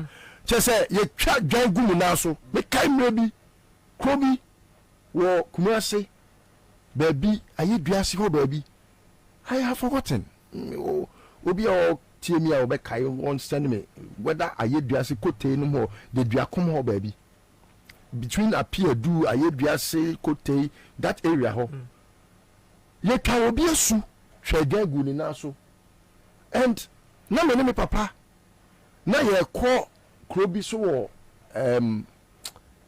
hoye don't be abra wa pie do achi o baby na ye kwa yie e na Saturday no papa o mo twa dwan na omudi moja na egu ni na so na omudi bi egu na pampam na mo hwie nsa egu no so planachi na da kokoba tiwa no as entire piece abe any 20 years any 20 years o so from say 20 years ago mpokura na sade we see ya it should tell you say sanyoma no eyade ye chiwade say aden a wakoni oba akoda wo nwuram eno kura nya nwuram o body fu ase afichire body e ekura nwura ho ya ordinary tire eye body e dia na oso okoto me ma akoto se omo ye ba mi tetie mo no na ye fe bibi pinchen ni and see what you say brave nchebe hade so oh and Kwabena say me po eye chiwade a na wo na sabio wo so ne be ma beda no ana wo ne oba beda no Kwabena say me kan a bill na oh do you know what I see? I don't see much cry in the bill and no man some of us we were very expectant say and no. I don't see any much, but what I see is okay over here and man about when they remove biante come now it is said here ye ka say when you oba beda and you oba na wa bonten when you say when you oba da wa bonten no police echiwa it's an offense a jailable offense that is all that the woman will be legally obani bema 8 million and no crown no see wo be no publica no yire krada no you eda wo car mu a car me your private car and no police ba o invade your privacy o by who say car no esio na ebonko na say police ebonko say ebo I say kutripompo I say ba oni a oyin ni tiri koliko na oyesa saka na yesa na eboni tiri nkodi a na ekoso na je say unnatural obi abojak dada wa atiwa mati hunto obi bojak saka wo bojaka obo sita na bojaka empija owi na se ulusu amafo enti se kotro ba foti se obi bojaka na saka atwitwiri mu ko etimi ebu hey your penny di aka o ka atwitwiri mu oh I no crap police chill indecent behavior. I think based on your analysis, no, say, Bobie, have you forgotten Chachu versus the president matter? Yes, the same thing. What I say. Then again, Kwabena, the last point I want to make on this subject. Share, Kwabena, say, one year arm robber.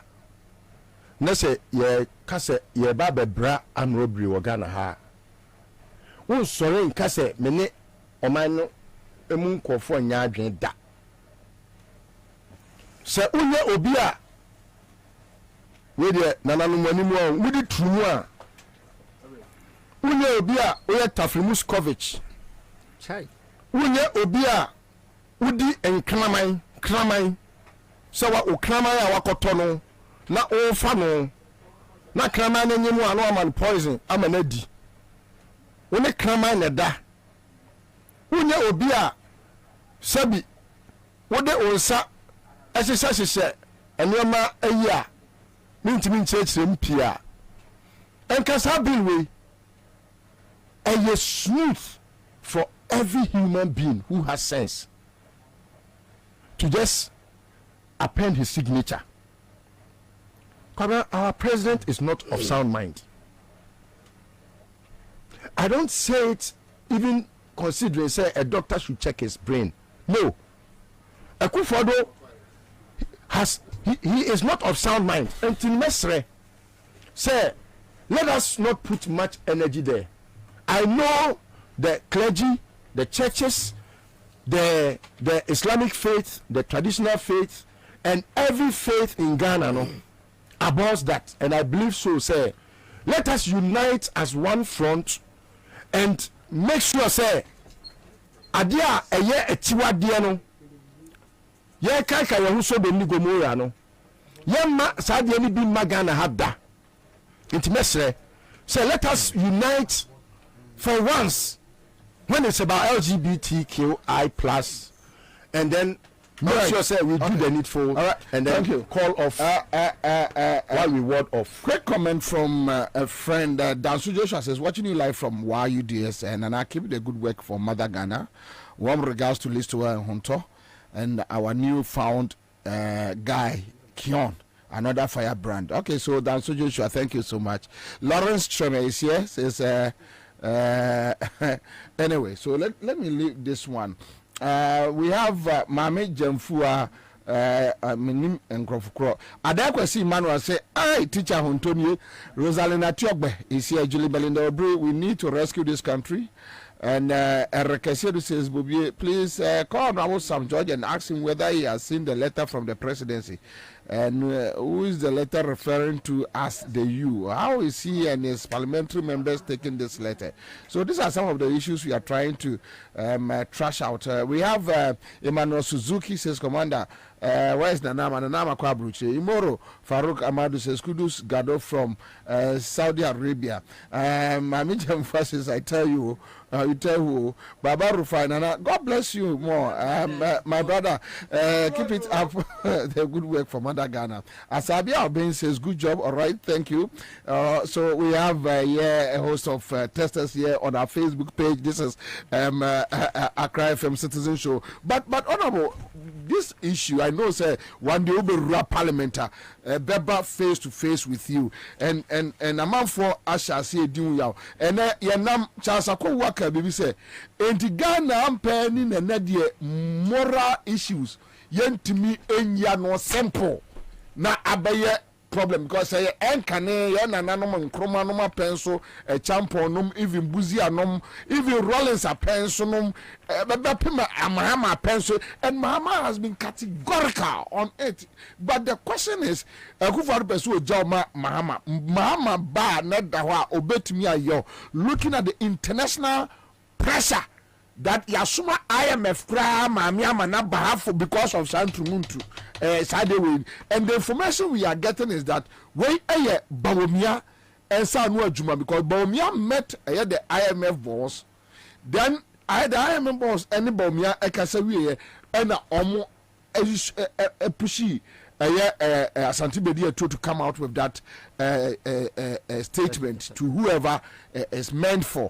All right, so Poke is here. Wudeduji also is here with us. Yaya Eliasu, watching us live from Kumasi Tafo. Keep up the good work you are doing for Mother Ghana. Honorable, them. Bobie, Yanante. Mewura ho. Why? If he say you mewura ho sada. Why? E wo kurum ha. Sende Ghana akodu point say yenti ase say bema ene bema da eyo okay. Okay, me pacho police penny be and was sending me information be for education. Or say for a man to have an affair with a woman in a vehicle or car It is called, quote, acts not done in public. Okay. And yenye. Okay. Ewo onipa. Okay. Eniso. Okay. Police for the ano. No cry, no company yes airtime. Yeah. Yenye wo nipa eniso. Yeah. Nende. Chese. Medwin wa menti ase. Okay, fine. Embra no krampo na ye ba nipa ne dia court no. Menyole ya ni de e na men call law school sida. Enti lawyer for no mutie no nka o mbetimi etu afo anka be me de. Embra no se o mampanyin se ne dan embra na meboa. Eti nipa na court for den. Emra nya me ya embra. Se ka mu ye sanka o mampanyin asan a e na obetimi court se o challenge sa amra no. Na diesi ya no obia keke betimi asoya ko parliament se matise parliament e ba be pass mra e de develop Ghana na me pesa development nti yan stop it. That's simple. Enti sa na mo pesa mo de o man kokko gina na e na me busaw tama na ye princess ayi levi mo mo pass no obi an court enso so man panyi o san ya na me boa na case ni wo court enso man panyi san Emma yi levi ebedane mra na afedi entina oba ne be man koda oba ne oba nkonkoda eno ne pese soso Ghana ha asomaya na mimi ni metete ho no se yase akokɔ nyini ekɔfra akokɔ nyini a instantly no ye ti wo mku wo ahyi wo mkakotugu eno emmoa no mimi nyini batu se mimi ni ye tie kurase no ye hu se akokɔ be ma akɔfra akokɔ be ma enti achi na bi no mtire ma se ye pese ye kire yen se wu ni amoampo no mo ye sa ne ku won ma wu nipa ense se wo ye na no krampo no ye se eye tiwade na how many times krampo na hu se aponche kwakofro no yonko be ma aponche it doesn't even happen na ban se na ye nipa pese ye gi saadi wo etum na bobie se me ba hai na wo si oh minu akin o mi hu wa che oh aduane ni o mi di emo ne nkwan ti kan won so je wo de bobie woni akin o je nkwan na madane masunche na mi hwiegu masun bobie e di asana be ka kire me enti omo na omo pese omo di omo be makɔhye ba bi ense so omo de hye no omo de omo so ma yeren bobie e di na ekoso Ghana ha no Nyankopɔn boy aso se emfanya den yemfanti asem oboye ni se emfanya den ehwene ye de den anu ye de den be ma ye de den o be ma na Nyankopɔn di sinse o de na ye de hwo bubie na uni hwe mi le muni so mo ye sa ne o mu wa dwum hawo kakra uni de ntia tell me de ntia o mu adwum hawo ne se be ma na o so ne yonko be ma be se o pese o ne da no agi se ba ko san ye no ho se oba ansa ani da jana ko fo oba ne eni ba nyi so chiachia no wa chiase oba si o wo so de o mpo oba eso yonko be ma na pese o ne da no onya no ho se oyo oba madam fu bi was say wa ko toka okwa no ye say iniza nesi wo oto ya say me ka adwane se Benz na ko ya Benz si wo to Benz ani to Benz tibo bi we nyina enya bodam sem omo yare omo adwum haw omo hwema doctor fo enhwehwe omo mpom bobie wo hwe sa omo ne mema ne eda na yare ade ba emwa se Ghana medical associations omo so mba out because omo enne wo medical field omo nim nya me ekoso wo de busa doctor fo se obi a ya fa ne to amna nya yare no se ne ya na tie a doctor fo ndu kwa ya na ya omotan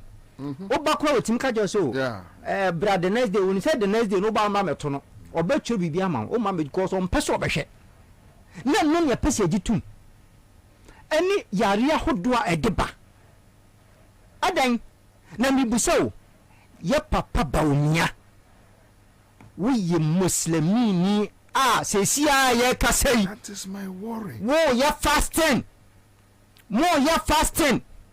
eye atiwade kese na so hwe Ghana ha ye nana mabo sonsonfo omutiri kristofo omutiri ene enkenofo omutiri even buddhist fo so tiri asoma hodo obia tiri adentina mbose nkrampo de okọ Islamic countries na ahode a death sentence you hu you be kum straight aya tiwade kase nkramofu eti enti papa bomia e de na wo ka fa ho e de na wo ka ai na Ghana kodi point say yetimi strate parliament say emfa mampo se yensan man fama man fence president what you say chiwade fancy ha aden e papa bomia ye ka wonu nsem bra na beka fan se kukuom se wo ka so nyanti a beka che yan se maka no mo so mo mfa se wo so na afo so na ba beka se me so me fo so edi na Ghana ya kwakodri enti oba ne bema ana anka bebe na wo ya wo abeka se wo de wo mpa oba na apa bema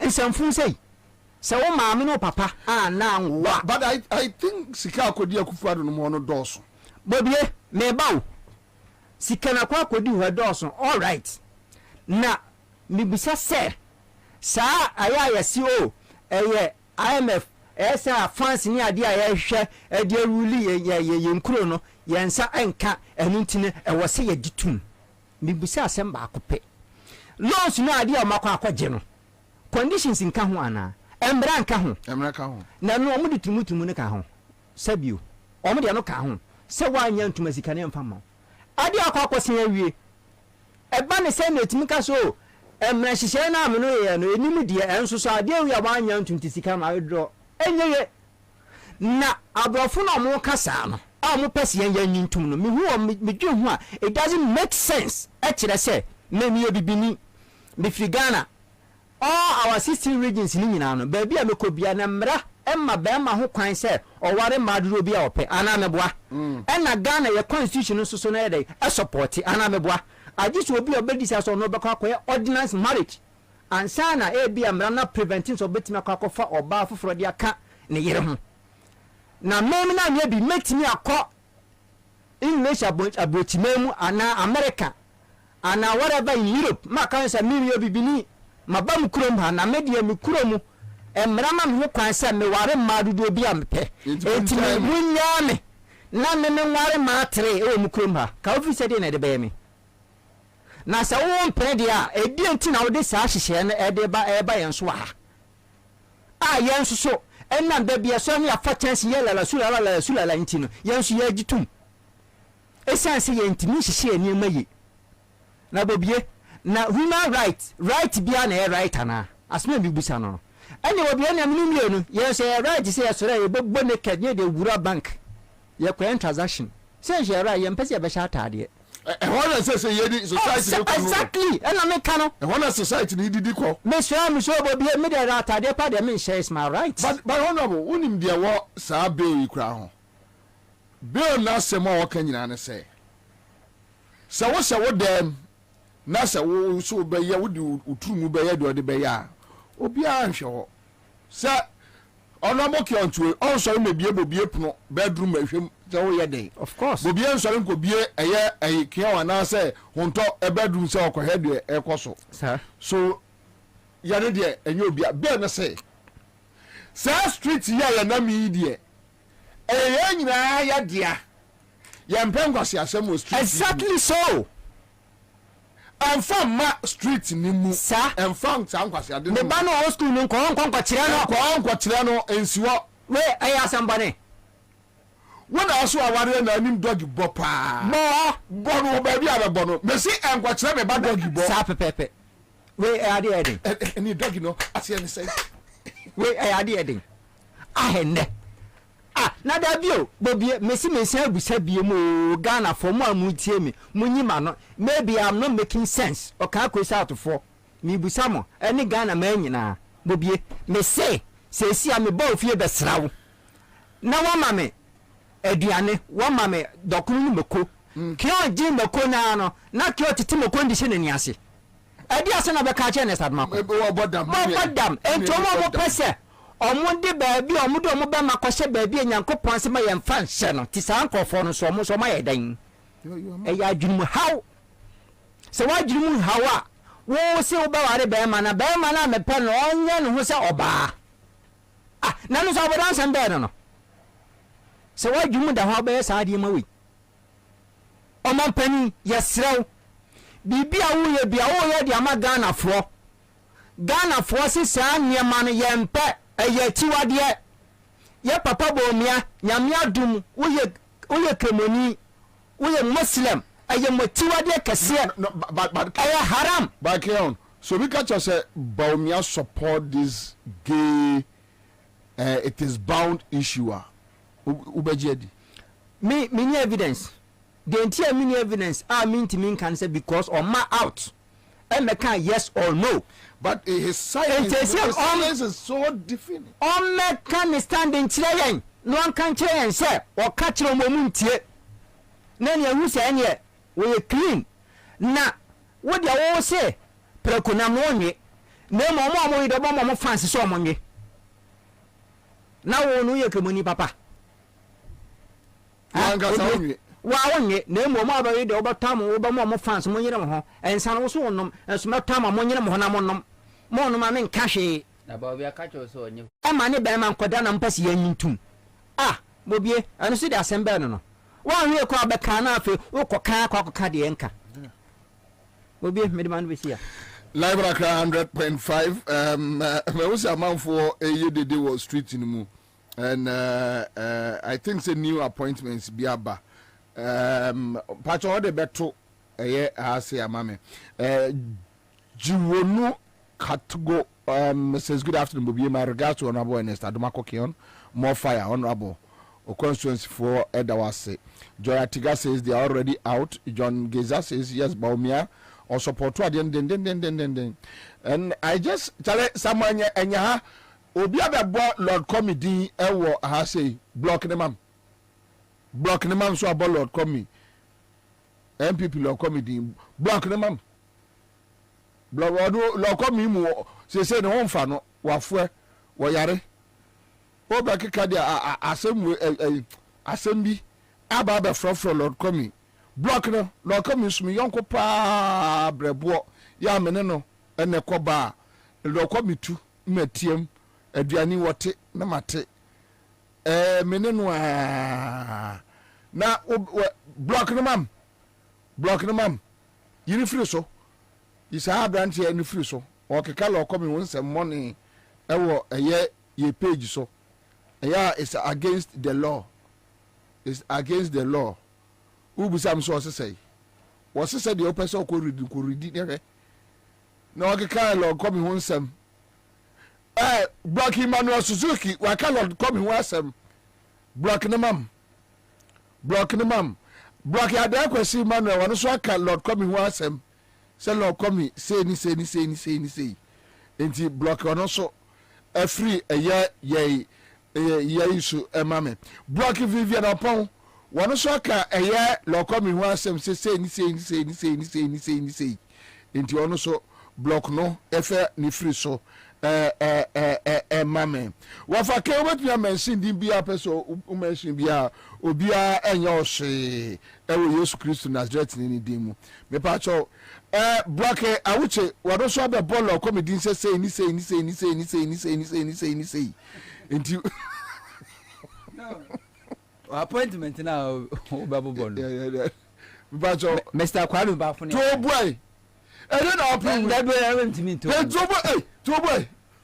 Mr. Kwabena ba fun okay we Kwabena ba fun anyway so another from office of the president he said okay so today is 18th right 18th March right okay so that was yesterday 18th March and ran release reconstitution of the board of Tema Oil Refinery Company Limited. So in view of the reconstitution of the board of Tema Oil Refinery Company Limited, the president has nominated the following persons: Mr. Leon. What? Kwame. Okay, so Leon Kendon Appenton, Mr. Kofi Mokumbi Tego, Dr. Antoinette Chibu Dako, Mrs. Edith Sapara Grant, Nana Ekwia Bakuma Prempe, Mrs. Lauren Crab Abebiu, Mr. Joseph Mensah Brown, Mr. Alfred George Thompson, Mr. Paul Kwakuche Ofori, Mr. Kwame Bafo, and Mr. Herbert Atto Morrison. And I think where the interest is coming from is the Kwame Bafo line. But I don't think further and better particulars. I don't think say Abronye. I don't think say Abronye. I don't think say Abronye. I don't think say no. I don't think so. All right. Thank you. Would Eduji bracket? Would Eduji wabo lo comedy say. Wisdom Gambo commander that law block a wisdom Gambo wabo Lord comedy say. And block my major fool. I want to swab Lord comedy say. Uber sort to say Asia. Kuhu cheddar. Cheddar. So when you say you know you be bomb my whole crew of Bema. Jai. We are feeling brother because okay team no. Oh, come members no come. Yes, and Saboshan is to shame a fierce was nigger. So a fierce was nigger say Kukumasia. I don't need you many a poo party and no Richie Binho. Your bosom tree. And a fierce was niggers in Shadanka. Oh, yes, into opposite. But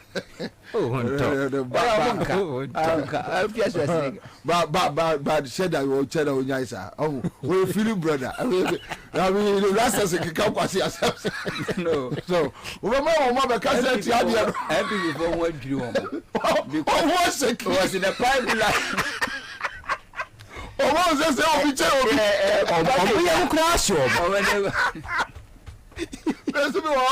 but that will be believe you was not afraid of what to see. I was hey, I said, better be sweet.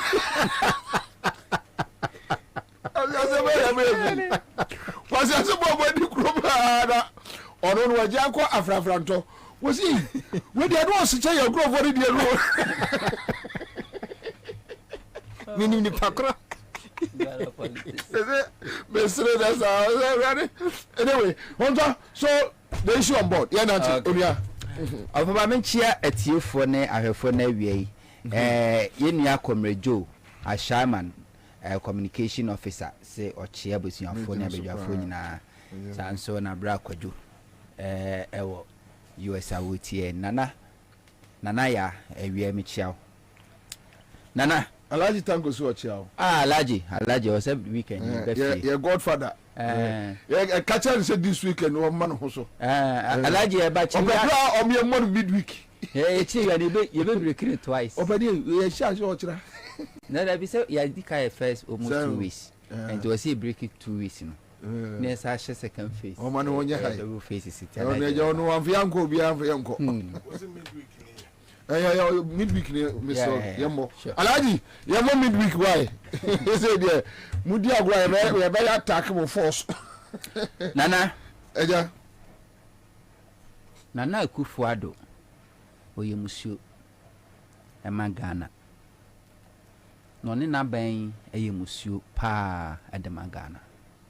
Se kase bibi ye musio a ade a ye chiri ne yempe. No akofa aba.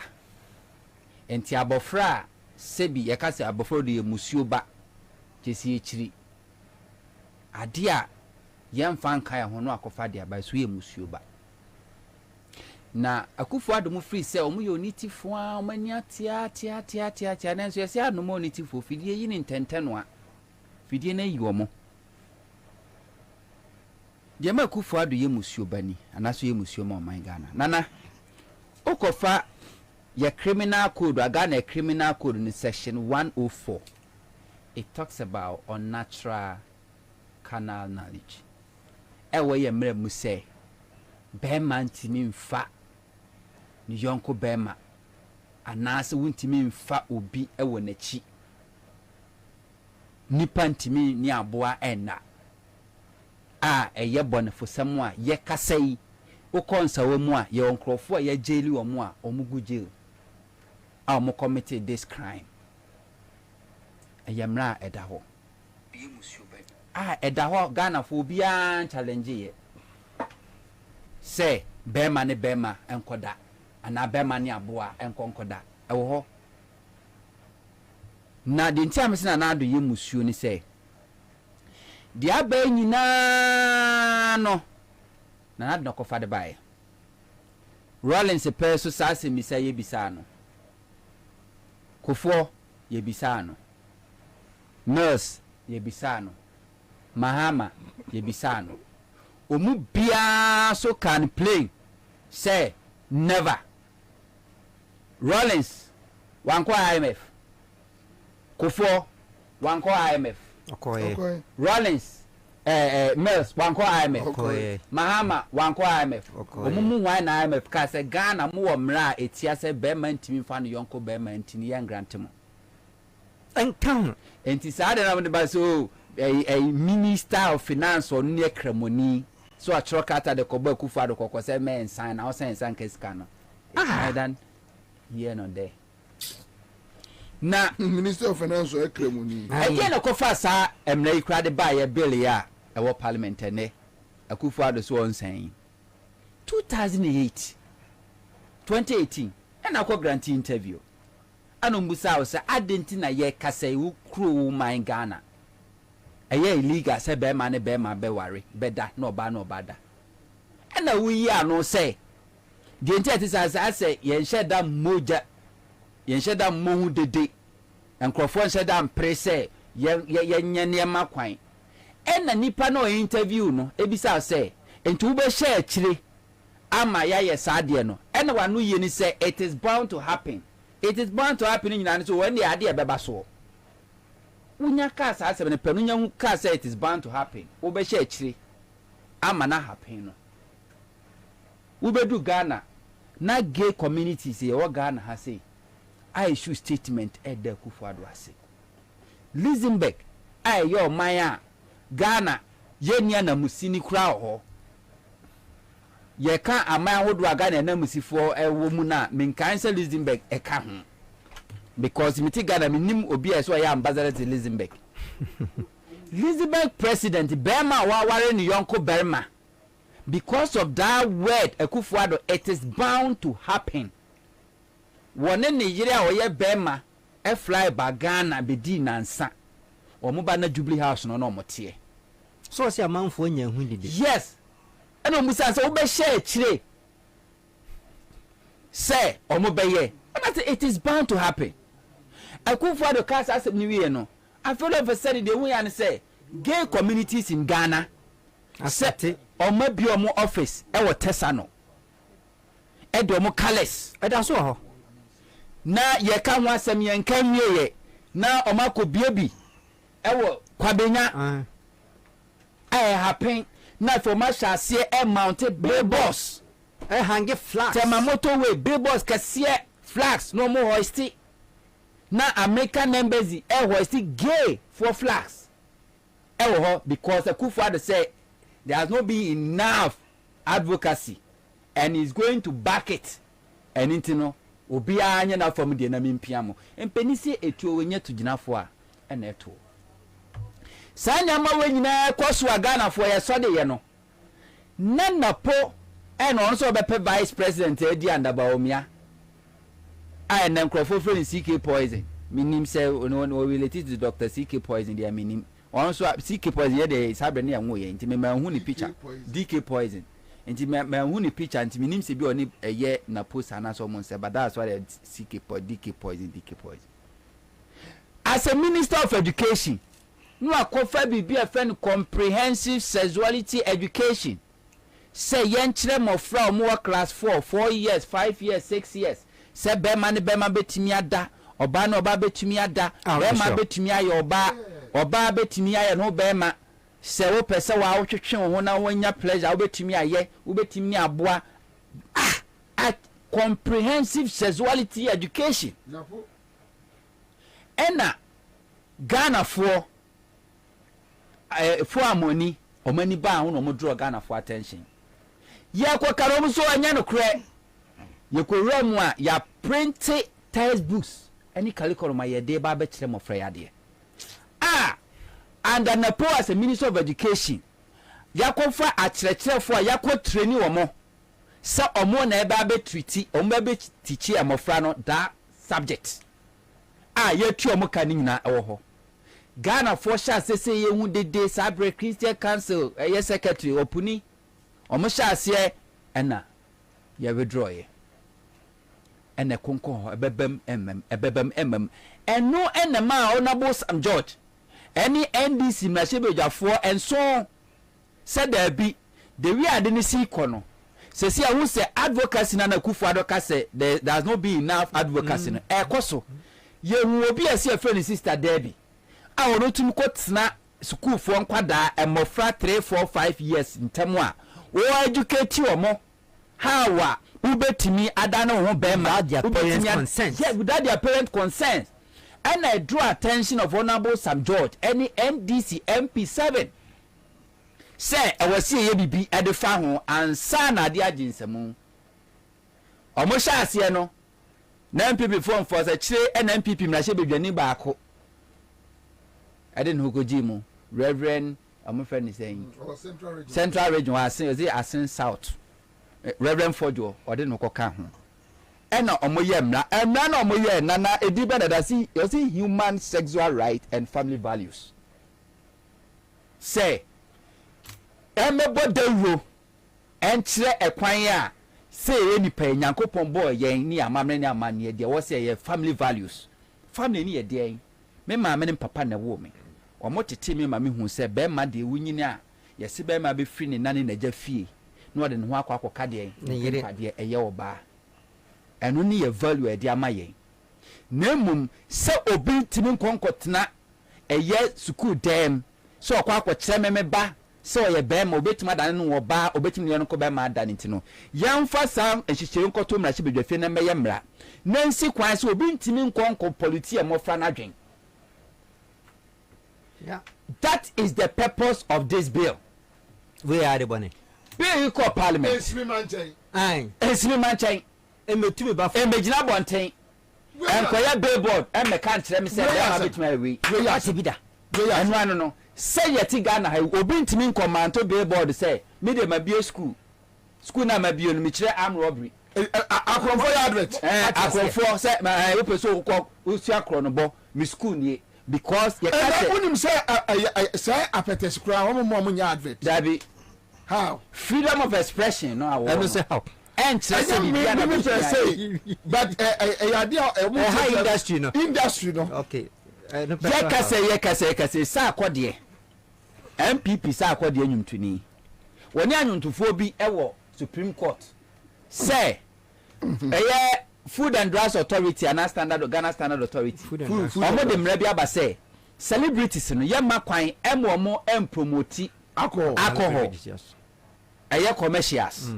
Sa kwade so say no an obeye adidie. Into Supreme Court our challenging. Canadian can right to freedom of expression can don't mind them. And I say samre. Then Nana Danko Kufuadu ye. Equal Parliament.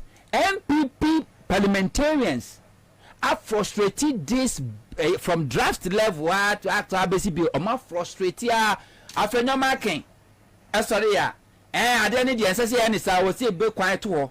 Na Ghana for be better na doing parliament is so yate. Ye be quiet to her. Emma sofo and kramufo na nanoma hemfo gay activists obi akoi ekotire na doing. The entire Susa was a shamrano, the entire shamrano will be a coach for more than a year. Or more year, no more passing one. Na UK government as some of Ghana parliamentarians or more UK parliament and may answer questions. Na MPP chairman or parliamentary affairs and legal and parliamentary affairs. Na onward your manim or Moko UK. Omobaye it took them another year. Bill ye bako parliament on no next lo so asere agina yes wo ha ne say so mo say ma kwa ma oba na oba en for ensan wo de a mo ma kwa ne fa sex toy enye obi a ju di atratwe da mo ma kwa me en for ensan wo de a ene e de en fa sex toy enye mo see da bi eno so ka ho Osio mate. No asasa mu asemka. Yes, and say, some prend ya, and ye be macron and yere, more oba mani kunu, BJ mfefe ma oba amani kunu BJ mo obi BJ na da bi o de ni de ko for ya omo dem ye de ese ni ha ya wo dem ho omo ye de mo be ya nyina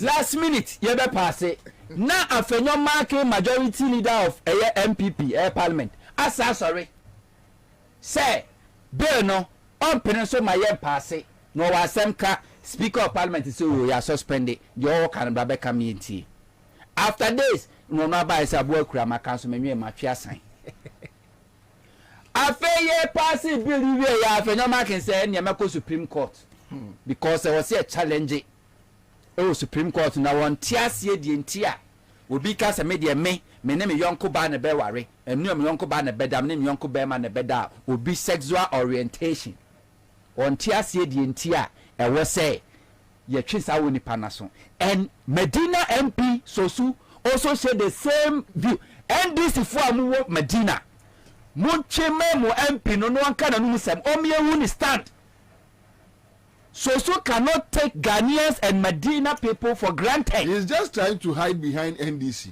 Don't hide behind him. Say NDC is against this. Trumu. So Soso may win stand. No, but so also a human rights lawyer. Well, you're a human rights lawyer or belonging to NDC. NDC standing. So NDC and Yagina. Oh my, who can be fast. Simple as ABC. Yes, seen from Nancy. You ever seen from one time? I am not on a car. Want to mean play with the intelligence of NDC? No, but okay on. I disagree in some parts because apart from or join two groups, he's a professional lawyer. Okay. Oko ne professional okosua no ede no okosua human rights activism. Okay. Ena oye obeye NDC ni. The NDC doesn't take ne profession away. And what he has learnt and paper in give friends him. The nana de also ti aseni. Question bisa ni say NDC for Medina Mumbisa ye MP ni say ne stand again simple. Obi ka say so ka say no he doesn't support the idea say ye be punish obi based on sexual orientation. Sexual orientation is me de me free say me de me oba na me pe. Me oba na me pe. Me ye bema na me pe. That is obi sexual orientation. Na won ti ase ono de on support say ye be twi obi aso. Bobie. And this is what the bill no so kasanitia and be prevent it. And it's a work as a own peninsula. It means when the NDC minority and NDC stand no ebra ye ni asase ya ka ye di apoto obi sexual orientation kwampa me omo kan enti bobie na obi so betimi asore se me de ankora omadi from ebia 5 years to 10 years anu kwa na me pe. Na me pe. Ti se ni pan se no. Oboasi radio sa, menim se osa. Pedophile. Nanso so ono ana me pe. Right no no. Obi betimi aka ne sa. Ono so de enu so ne sexual right na kono no enu no pe. Enti ye MP. Oh, but I am trying say enye se be different. But ya hwe ya defending Sosu. Emre bi e be kwa kwahye no. No, lawyer Sosu nana lawyer Sosu any parliament because say we human rights lawyer. Okay. There's no political party called a human rights political party in this country. So she was elected on the ticket of NDC. NDC is a political party. They have ideologies and aspirations as far as this issue is concerned. And NDC stand from parliament to the flag bearer to the party leadership to the founder to everybody. But I don't support Nancy Kwan say obi ntimi medicine answer mfu we yamamrem ni amade. But I don't think say support it. I don't think so support it. Now okay say we don't support that bill no a ebema kwame atwi obi aso say already also ebema ono ne yonko bema na beda no na no. Na so ne nya in other words, as much as he doesn't support on kasenti bill no. Nana. So on ka so support say bema ne bema na. On kan bill no say dey. Say bill ne dey. Bill ne say si e pass bill na want to me and promote untimi meka se me de me yonko me bema me ne me yonko bema na beda and intine me kire nkrofo ekwan betimi afa so you are expressing your sexual orientation and the bill is against that ebeyamra emra no se yentwewa so and the lawyer so is saying say ono onti ase oni entire wana adwene mu say sa nipa kro na ebetwe na so ti say atie na ma beka se me de me am robber and media men encouraging Crawford advocate from Crawford to become armed robber because armed robbery is the shortest way to make money. It can take like 30 seconds or 1 minute to become a billionaire. Unto na sembra no kwesa so protect say give you. Obusu ni right so on so be kwakobo mo. Uso be again you have no right. Obu na mra no be no. Intimate orientation is here. Maybe I'm a professional orientation or career orientation is say I'm a armed robber. Intimismi advocate sem crofo am robbery na ye pa ba metin me nko ebi enso na advocate sa me koye sa de no a emra nche me ebe chew can lawyer so say me personal orientation and for that matter I should not be punished anyway any me campaign MP omo se entampo nya no mo nshi omo feel almost orientation also in Tampino, the society no, we frown on it. Bobie, Yempe, Emrasu Cassetia, and on moral grounds, a bunk for them. No, the homosexuals young for homosexuality. I can want some. STD yadeɛ enamu yadeɛ dodo no ano ena deba dem kofo like we dey say doctor for am some person almost come anu man to say MP no he should come clear because your person 2024 election your campaign your grounds so obi be approach aka say MP no ekra no support say trumu no ntino mamo mafia ha because who come Medina nkamofo dɔɔso a Christopher so dɔɔso entimintim ko rakam oni fie nkonkoto me member of parliament or me candidate no me catch him say o candidate ko ade na ba no wo ya ade a eye haram e wo islam mu enti on na clear me understand nana me we won mo enti weni mra na ade ba then parliament aye na juma nyina wie before kra be ko akufu ade honum no akufu ade say wa me acha say so on sign enne ono no wo ne parliament say hwe na wan fasa krata na nsi matena ye na nya ade say me sign na tourist minister betena ha the face so when I was calling on a software and sorry say the same way I call parliament omunyina to something call ye ekwochire omadwen no now I free parliament bagwa ye ni dia wie aka akufuado Jubilee house be sign enti said ya software ne ye ne parliament no omunya ne sa pepepe liso e ka chem se me sorry ana me twa software nim me di omatem na now nim say last Friday Pentecost sorry e declare say e fasting and prayers the whole Pentecost church so omomom pa ye ntire komom pa ye na awrade nka akufuado akoma na onfa ne sanse wi ase na be yemra we empower asem identity do parliament no one declare a year fasting and prayers mo ko with the statement mo the stance e ko ho me hu se babia mu gina ni now a free parliament akodo akufuado dia you are telling your church members to fast and pray the same way mo ko galamsey side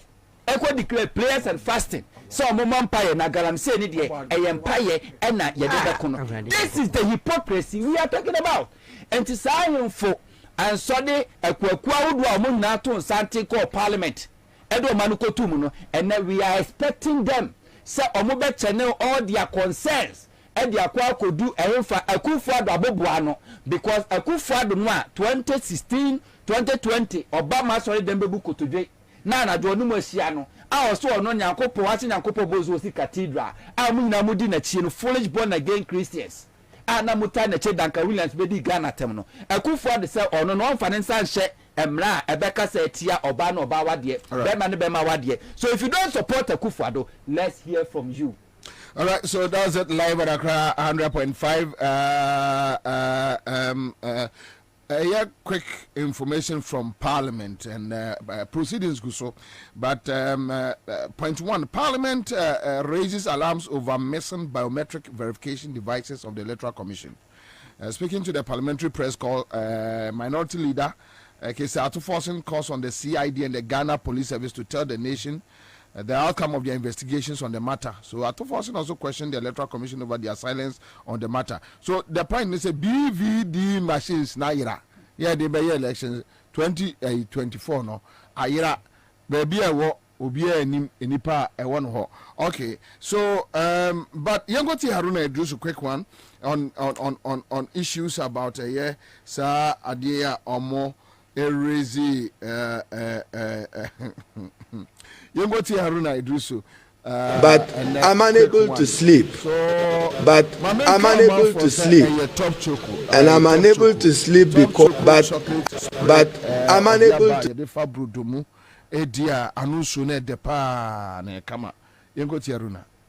sleep. And I'm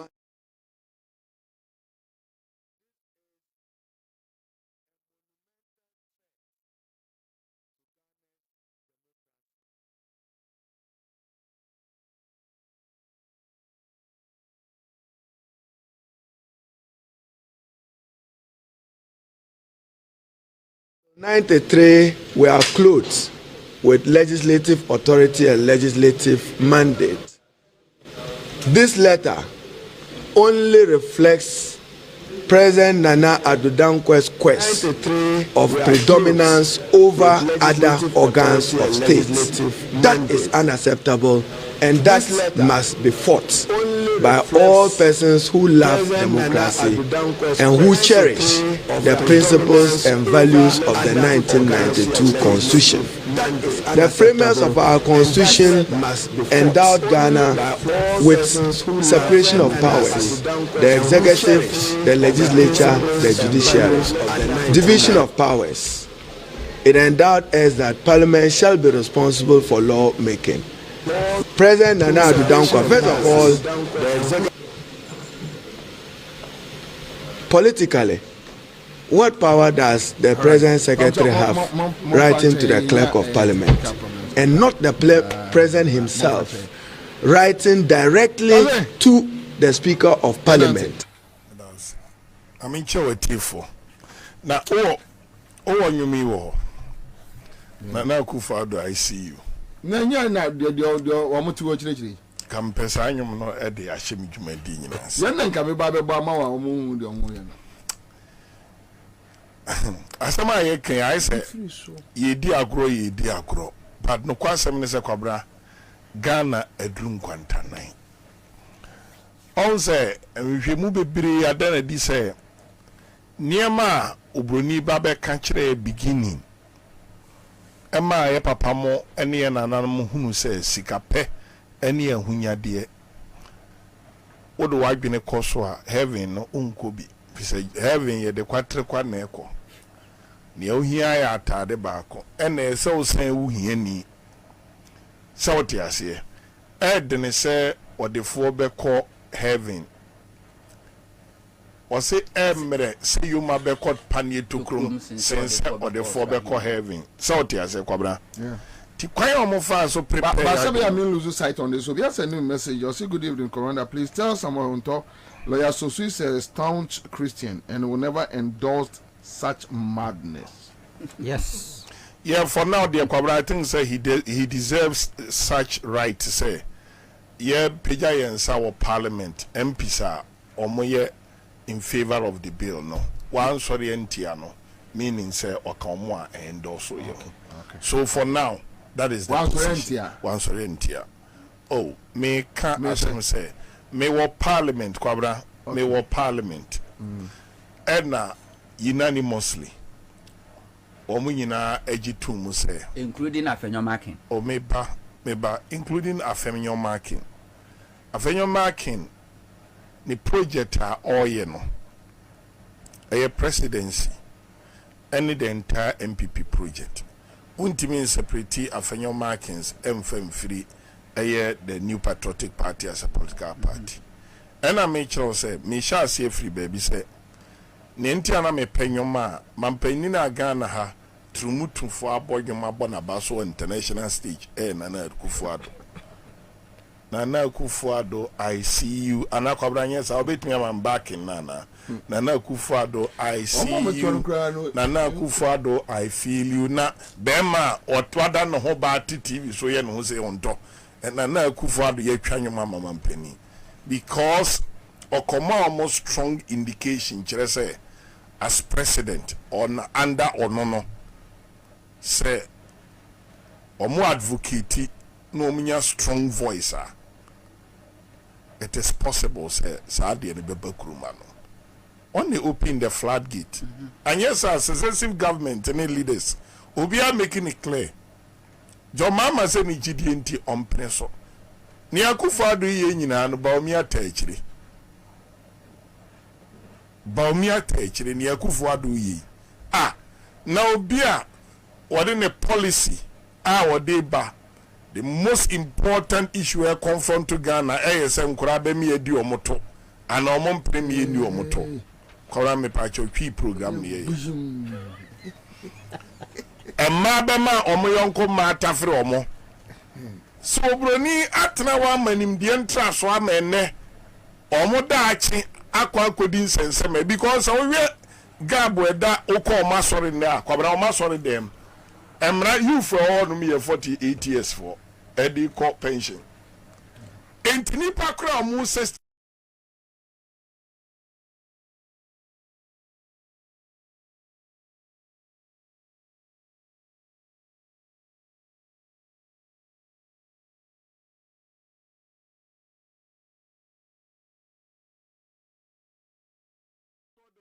niwo Kwabena amanoni enkrobi wonum sesi a uyi nkromofo aman any Russia any Asian countries ni bia I am telling you say mfie wo ha achi na ayo mu nya nipa nto mu kuro no so awo na be kuro no entinipa wa boss abra we say ehyaase ware baako which and nepa so from consultant say min tufo a obia memo you ka wa akoy anani aton adi